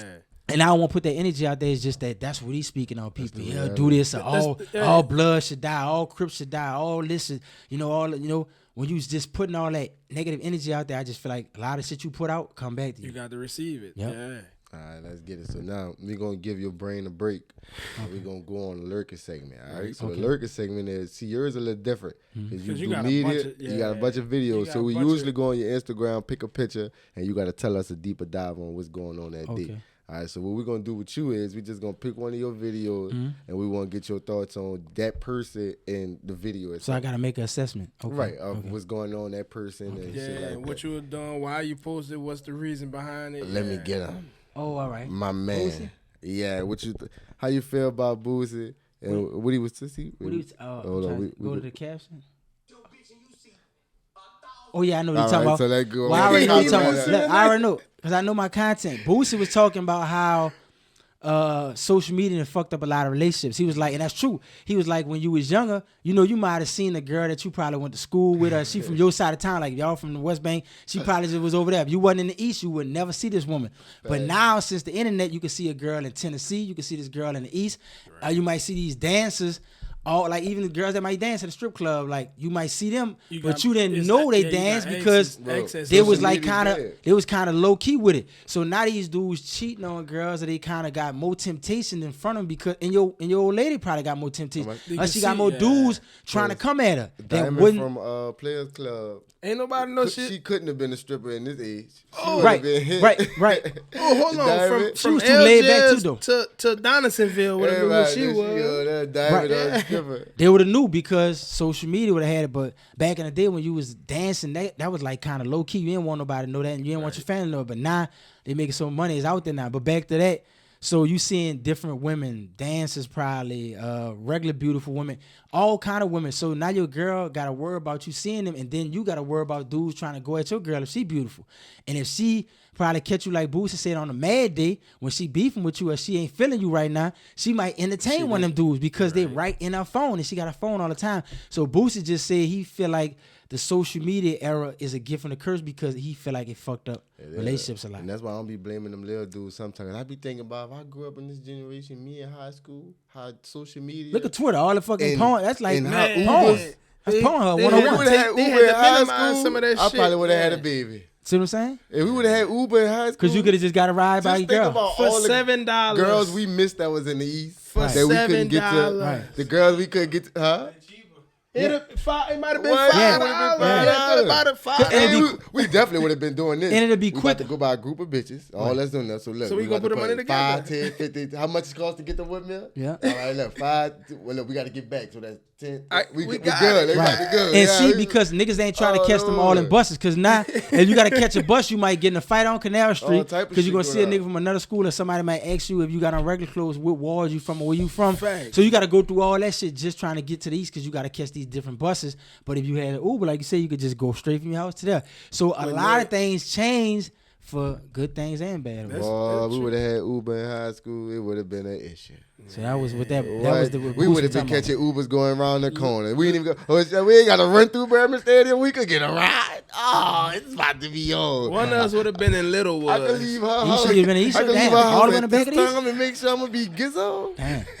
My boy said I've been in East Show all the way. What, I would have been at Booty. Oh, damn. I would have had some cheese at Booty. Statute of limitation is passed. Statute of limitations is passed. It really would have been. Yeah, that's what that video was about, though. Man, Boosie all the something. West JP we girls go. we missed. Know what I'm saying? Oh, the woodmill. They got a lot of girls from Helicopter got away because we couldn't even get to every. We had no ride back there. Right. Avondale's. Right. We wasn't going back there. Right. We was fucking with that. Right. Shout out to Lau. He took me to Champagne before. For real? Oh, you went to Chalmette? Oh, you went to Chalmette, He took Louisiana? me. Yeah, shout out to Lau. It was going Okay. on. Yeah. Well, that was what I was speaking about. That was me speaking about the stuff about Charleston. So, that video, So what made you post it? Well, it was on my heart. Me and my partner at the AWOL duty, we had a conversation about it, and he was asking me about how I felt about it, and I told him how I felt about it, and I made that video because I felt like you said, is like he just manipulating the stuff, and I feel like he's really clever at how he's going about getting people attention. So I feel like like I said, I just feel like he good at manipulating the media and all that. Yeah, Would you ever sit down and interview him? Hell yeah, my partner Dave from Baton Rouge, from Glen Oaks, we be going to Dallas a lot now, and we be in the Arlington area, and he from Fort Worth, and he was supposed to come to our hotel room one night to chill because my partner Dave had interviewed him. My partner Dave actually interviewed him twice. Mm-hmm. When I interviewed Sean Cotton, my partner Dave had interviewed him, and even when Media Mogul interviewed me, he interviewed Charleston again or whatever. So him and Charleston got a relationship. So hell yeah, I interview. I don't want to hurt him. I just wanna. I would come with my little. Yeah, I would just come with my stuff and just ask him how he feel. Cause Charleston to say stuff like, "Well, I don't want my babies to have nigga here, so I had babies for a Mexican." But you so pro black and you so I love my people and all this like that. Make it make sense. Now you being a hypocrite. That's right. Really, you being a hypocrite. And that's kind of why Pac was kind of mad with Quincy Jones before, because you like, you saying you love black people and this and that, but you always fucking putting your dick in white women, all your kids for white women, even though Pac wound up falling in love with his daughter. But I'm saying that to say that's kind of how Charleston sound. You saying you so pro black, but you doing opposite of you what want you you saying. don't want to mess with a black woman because the hell. Malcolm X said, I want you to love you. You need to love yourself from the soles of your feet to the top of your head. Love your nose, all that. That's all your features. Be proud of that. Facts. All right, let's get it. Now we done went to Professor B. Mm-hmm. Now you gotta come see Professor D. See, I'm gonna say mine. I'm gonna get my disclaimer out first. My stuff's supposed to be hard. Mine easy. Right. His is stuff that be like, damn, I'm really that slow. Right. Like I'm fucked up for not knowing that. So it make you feel worse. Mine, you don't feel that bad. Like fuck, I might not know that. Right. 45 seconds. He different. Okay. He different. Damn, and it's 45 seconds. Shit. What is the capital of Illinois? Is it Champagne? I don't know. If that's the answers you want to go, I got questions. I told you. I'm gonna do Champagne. You sure you want to go with Champagne before you want to submit that before I ask my question? Hold on, Champagne. All right, I'm gonna ask my question anyway. I'm gonna go with Champagne. What's your relationship with Seighty? That's my best friend. That's one of my best friends. Seighty, right. Dave Welcome. All right, we're gonna tell Seighty. We're gonna holler at him too. We got to slide. That's what made that beat for your dog. Whatever. Don't think I just spit that shit. He made it for YoungN. Yeah. Oh yeah, we're gonna took it off the computer. YoungN took that beat off the computer when he wasn't supposed to take it off the computer. Seighty said, and he made the song so hard. Seighty said, "Fuck it, he could keep it." But it really was for me and them to have in the studio. I think when it was in ESO, but YoungN heard it, rapped off it. But Seighty made that beat. Don't think I just spit that shit for y'all that don't know. Damn, that's crazy. Time. So I'm going with Champagne. You wrong, my brother. Damn. Not He Champagne, was confident Illinois. in I that know. I bitch, tried to too. give you some more time to keep thinking. What You were is adamant. Springfield, Illinois. Springfield? Damn. Springfield is the capital of Springfield. Illinois. I don't know why I kept thinking. I know college, Illinois out there. I was thinking that one stuck in my head. Let's get it. You want to redeem yourself? Let's go. Let me go with another. All right, boom. 45 seconds again. What is the capital of California? All right, I got a question. Yeah. How you feel? He making me mess up. All right. Do you think you'll get back into music? Like how you feel about that right now? Yeah. Damn. I'm gonna go with. I'm gonna go with. Damn. I don't know. It's Oakland or San Francisco. I want to see. I'm gonna go. I don't know. You still gotta answer the question Bro, too. all right. Answer this man's question. I'm gonna just say. I'm gonna say Oakland. All right, so answer that man question. You still got what time. I do, I'm kind of doing it now. I'm working with J Merck or whatever. I've been working with J Merck, so that's kind of who got me like doing it. He was in jail a long time. He always told me if I ever get out, you know, would you? So I'm working speak on his story. That Just a wa- little yeah, bit. that why I asked How about that it. Yeah, situation went? he I met him through YoungN. When YoungN was in jail, they was in the parish, and YoungN called me one day, and YoungN was like, "Geedy, bro, I want you to listen to this dude, whatever, rap." And I'm kind of like, he never told me to listen to nobody like talking about it, especially not in jail. So I was like, damn, if he want me to listen to him, he must be hard. But he got on the phone. I was like, yeah, all right. He was like, yeah, but I'm like, spit it, whatever, you know, get to the point, whatever, like basically. And when he did it, I was like, damn, you know, and the shit was hard. And ever since then, we had kept in touch. And then even before when he got convicted, my brother wrote him Angola and just checked on him, let him know, man, you know, I know it's hard. You know, I got an L2, you know, try to just keep his spirit up. So when he got to Angola, he was with his cousin. He met my brother, and then they locked in. And Angola and stuff like that. But that's kind of how I met him. But the dude hard. I mean, the shit gave me goosebumps. It gave me chills. He influenced by people like Jadakiss and all that shit like that, and DMX. So when I heard it, it was hard. And But shit. he beat a murder charge or something like that. Well, he was on a murder charge, and he kind of talked about it. I don't want to go into it as much. All right, that's but why I he said as kinda, much as you could talk about. Yeah, he kind of talk about it or whatever. But it was like he said his friend and them went on like a that's what I botched seen on the robbery page, and all that, and so. it went wrong. And it was like a security guard that was an ex-military guy, and he got in a shootout with him. And his friend from the newspaper article had, you know, the bullet hit the man's finger and the man's arm, and then his gun went off and it hit the wall and ricocheted and it hit his friend. His friend passed, but he already had been arrested for a murder before when he was like 13. So that happened when he was 15, but he had other times when he was arrested on murder charges. So that's why when he talk about it in the video Wayne thing, he talking about a homicide detective, a Mexican lady, I think, a Spanish, I don't know if she Puerto Rican or Mexican, but she had it out for him. Yeah, so I'm gonna just say that she Latin. So she had it out for him, and that's why he said that they was on him so hard about that. So it's just like, say you robbing a bank, right? And y'all shoot out with the guards in the bank, and then the security guard might kill the other accomplice. You gonna still get charged with that because they feel like if y'all wasn't doing what y'all was doing, It would have never happened. So it would have happened. Yeah. So I guess that's why I kind of zero put it on him, and I guess that's probably why he gave it back from what I read and what he spoke about in the interview. That's what I think of it, because he got charged with his friend. You know, he said that was his friend that died in that incident, and it's unfortunate that happened and stuff like that to his friend. So how long you was out of music before that? I mean, the last person I was really working close with, I was working with Nice Guns, and YoungN made that song, I'm a D boy, fucking right. I was working with him. But before that, it was Nice. And then before that was SUPACENT. That was the last person I was working with, like really like Nice and SUPACENT. And when I was doing the stuff with her, people be like, why you posting on your Instagram? She country, she from Kenna, she rapping on baskets and shit. She don't know how to dress. Like they was saying all this shit. For the longest. Yeah, she from Susan Park, and she lived in Lincoln Manor a little bit, but she really from Susan Park. But We legends. She went to both of them bitches. Legends back there. Yeah. She went through both of them bitches though. Right, That's right. two hoods. Yeah, That's so- hoods. yeah, so I think she actually got the tattoo on her leg. Yeah, she do. She got she 37, knows somebody. 20. What that is? Fact. 2731 for Lincoln Manor Main Street and Susan Park Main Street.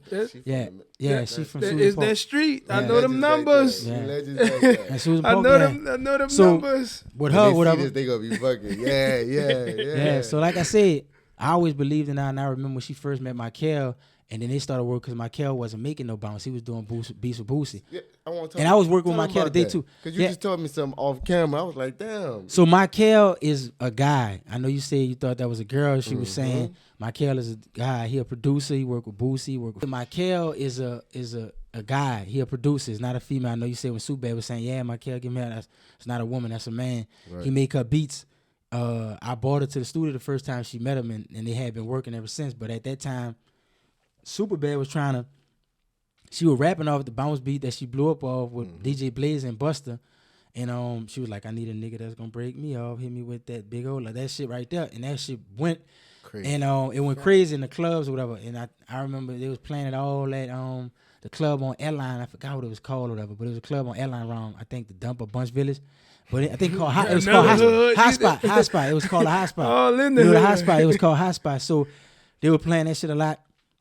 But then she was trying to me, rap like she from Chicago on that type of the time, because her good friend that she was around, she was liking that Chicago stuff. So I'm like, man, you got to stick to that bounce stuff. That's what they like. So Michael ain't really like the bounce shit because he like, I don't want to get pigeonholed. I ain't trying to just do this. Right. I make real beats. That's what he kept saying.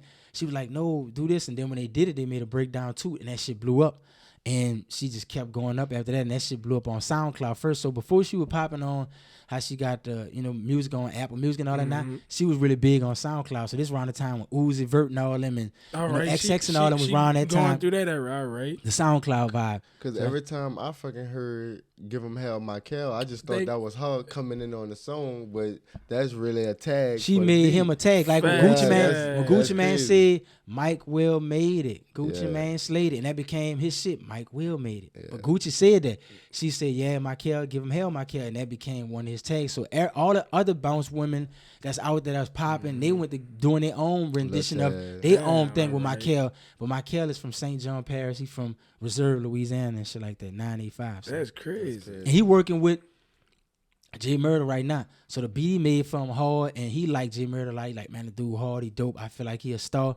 I hear it too. So Michael locked in. So we trying to do some Manny Fresh Juvie type shit, Dr. Dre and Snoop type shit with J and Michael. All right, man. So now we about to get into our pick ones to drink. All right. So usually you have to pick one, or you got to drink if it's too hard to pick. Okay. All right. So you just pick him, one. His shit might be but hard. If you can't pick, I know that's why I said I couldn't wait to get his pick one. I want to hear yours. And I couldn't wait to get this. I want all of them. I couldn't wait to get here. So all right. So if you can't, I don't know, pick one. You got to. You can't say both. Facts. You got to be forcing it right now. That boy implementing rules. We making this one. Wayne the Slim. Wayne the Soldier Slim. Mm-hmm. Fuck, that was a whole one already. Shit. So you saying ain't that whatever? Just stature, rapper, people with the industry, everything. You saying I gotta pick one of them? Yeah.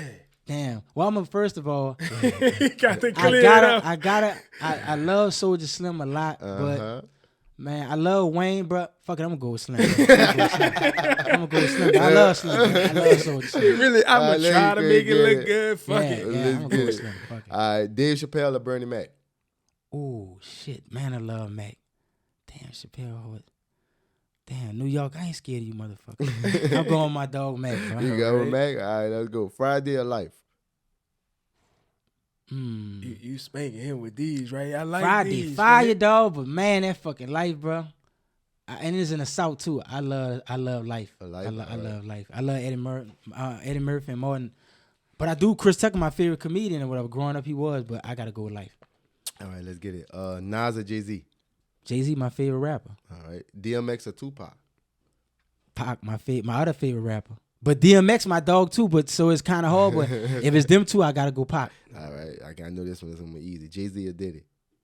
Jay-Z or Diddy? Mm-hmm. As a everything. It's everything. It don't matter. Music, it's business, whole, as a whole. Fuck, man. Everything.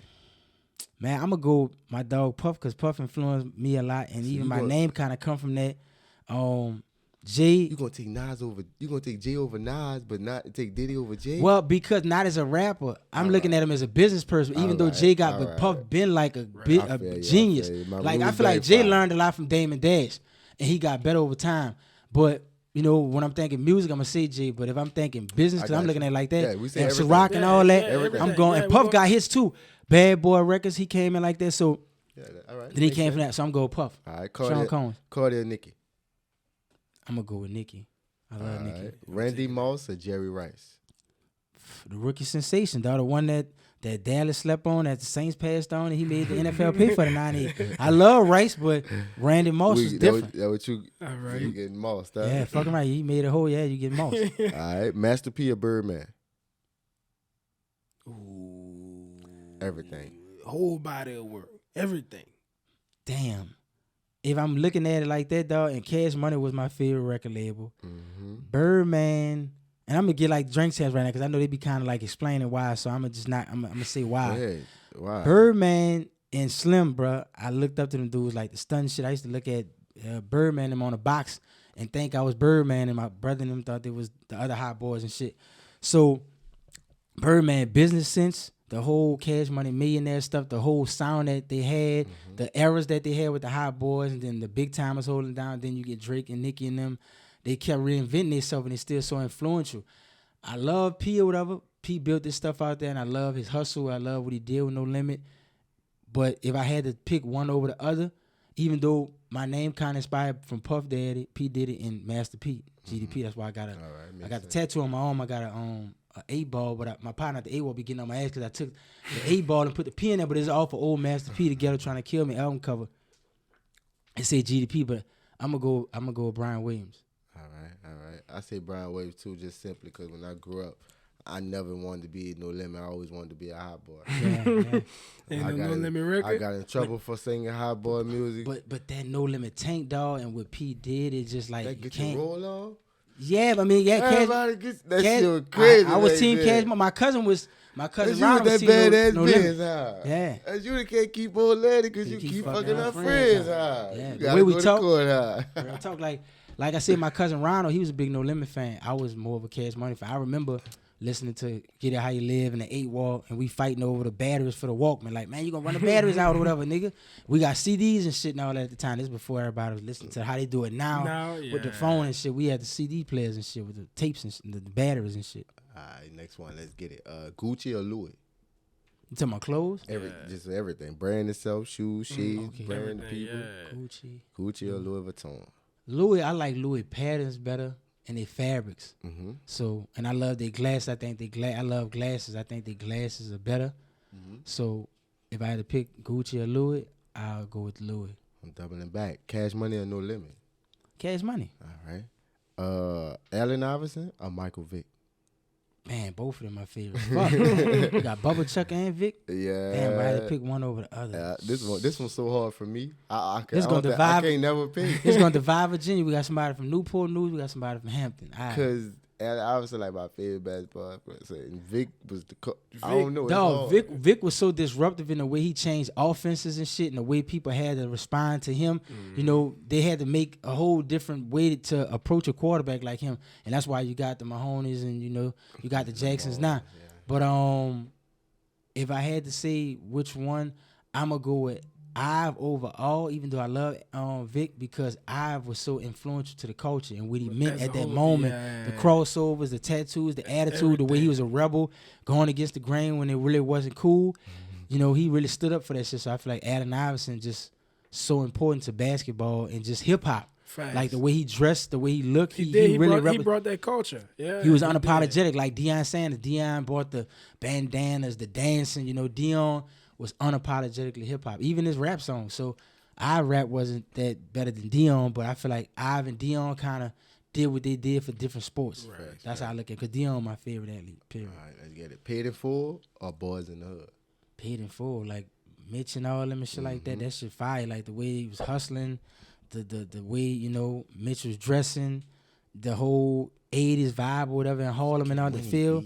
Yeah, it was different. Boys in the Hood was a dope movie, but the swagger, the flyness, the cause, the game you learned, the way people was betraying their friends and how people will snake you for money, how you can't trust certain people.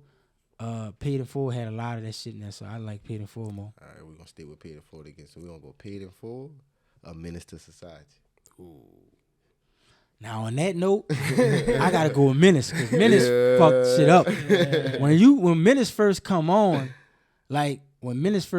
dog, when they at the fucking corner store and that man kill that fucking lady and that man and then take the fucking little money out of his pocket and they go in there for a bill and leave out with an armed robbery. That bitch said he gonna sell a tape for $19.95. He's showing everybody the tape. They still calls. Nigga Jack, like when I saw that, that's why I love like what Big and them said, what they did with Ready to Die. They seen when Dr. Dre was doing what they was doing with the Chronic. They was like, we want our album to be like this. We want you to see Boys in the Hood and Menace Society in our music. And that's what Big was trying to do. And I feel like you should see the kind of cars that they driving.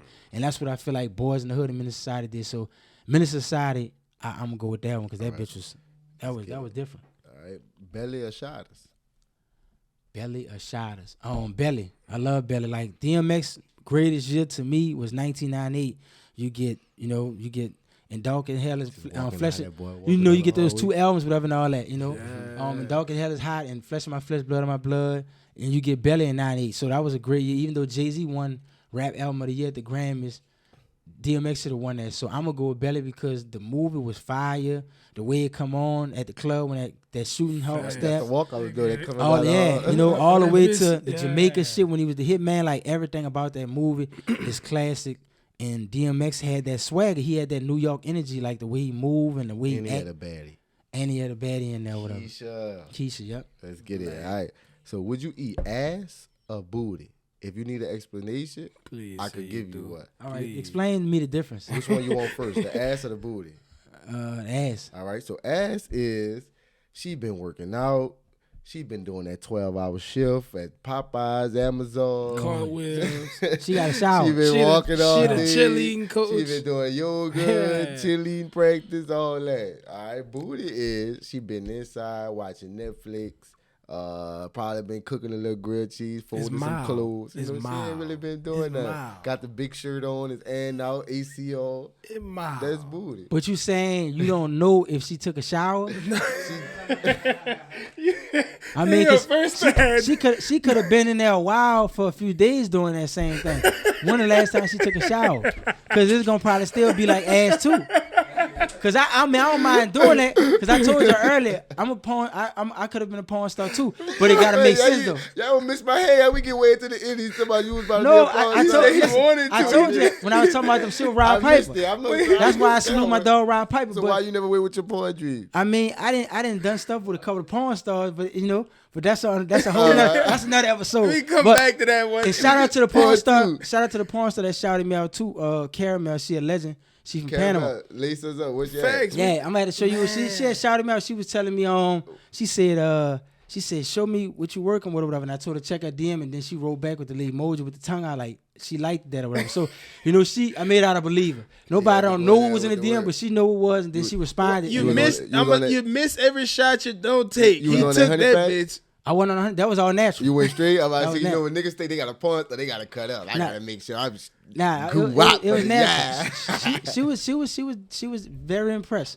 But back to what you were saying though. So if I mean, well, if I had to pick out of those two, I'd rather take my chance with the booty. That's the first, man. Fuck, man. I take my chances with that. If I had no choice, I'll go with that. All right, so now we about to go into the quick hitters. All right, whatever come to your mind, first one. All right, ass or titties?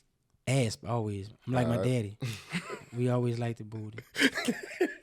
Sorry, ma. Let's go. Hot or cold? Hot. I'm from New Orleans. It's always hot down here. Favorite drink of all time? Probably Hawaiian punch. Dinner or breakfast? Dinner. A burger or tacos? Burgers. Shell Toes or G-Nikes? G-Nikes. I'm from New Orleans. Gangsta Nikes. Batman or Superman? Superman. Weed or alcohol? Alcohol. Favorite pair of shoes of all time? Favorite, any kind of shoes? Favorite pair, whatever. Your favorite could be slides or Jordan 1s, whatever your favorite pair. MX, 95, 97. Probably say the 98 MX. 98 MX? Yeah. All right, let's get it. If you were stuck on the island for a year and you only could bump 3 albums, our bodies of work, what would they be? I gotta have some R&B. So, all right, where we going first? Damn. And it's I know a lot of people don't like it no more, but it'll probably be. It's your shit. I know what I'm saying. A lot of people mad with R. Kelly or whatever, but if I had an R&B, it had to be that TP2.com. I agree with Boosie. Yeah. R. Kelly. Oh, nobody can't go. No nigga won't see R. Kelly in the verse. Yeah, right. Take away what he did off the side. Right. I don't care if you go call Michael Jackson, Stevie Wonder. Right. Facts.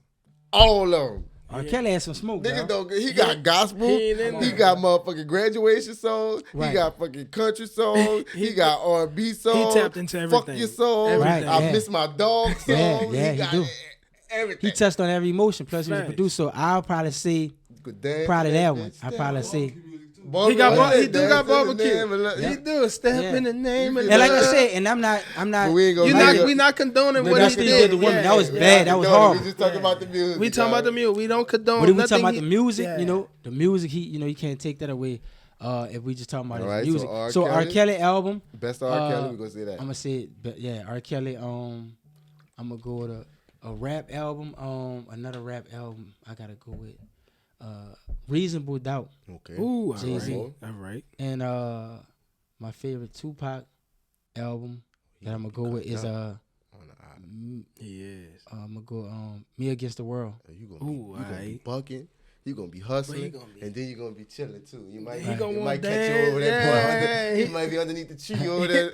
he gonna be sliding. Cool. All right. If you could see anybody perform dead or alive, who would it be? Michael Jackson or Whitney Houston, probably. Whitney Houston. Whitney Houston. All right, let's get it. Love Whitney. If you could have any superpower, what would it be? Read people's minds. Why? Because I can know what they're thinking before they do it. You already see what that bitch talking got about. to jump on One you. of I our got former it. guests said he want to do that too so he could catch his horn alive. Okay? See what I'm saying? See, he want to use it for a different reason. But I just want to know what you're thinking so I can just be ahead of you. He said, bitch, you think about Ricky out? Bye. Bat the fuck out as soon as she See, he's still using this stuff for not good. I'm going to still use mine for the good, You the just greater trying good. to get ahead. All Right. right. I can know if somebody having bad in the world or whatever these people thinking of this, and I can stop it, you know? All right, let's get it. I help stop it. What's the first thing you do and think of when you wake up?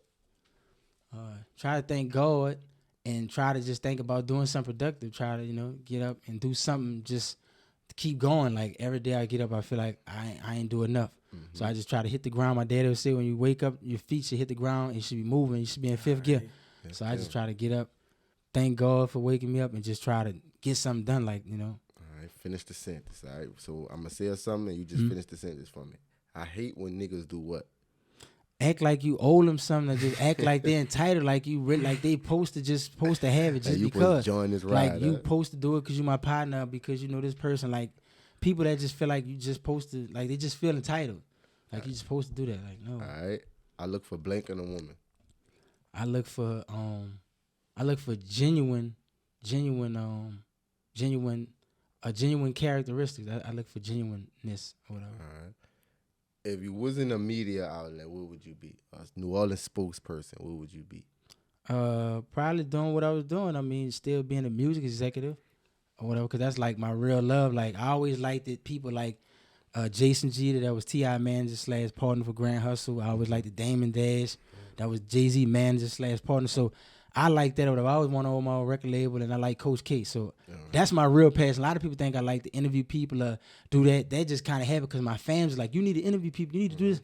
So I would be a music executive because that's what I want to be like. That's always was my dream. Gotcha. I am blank. What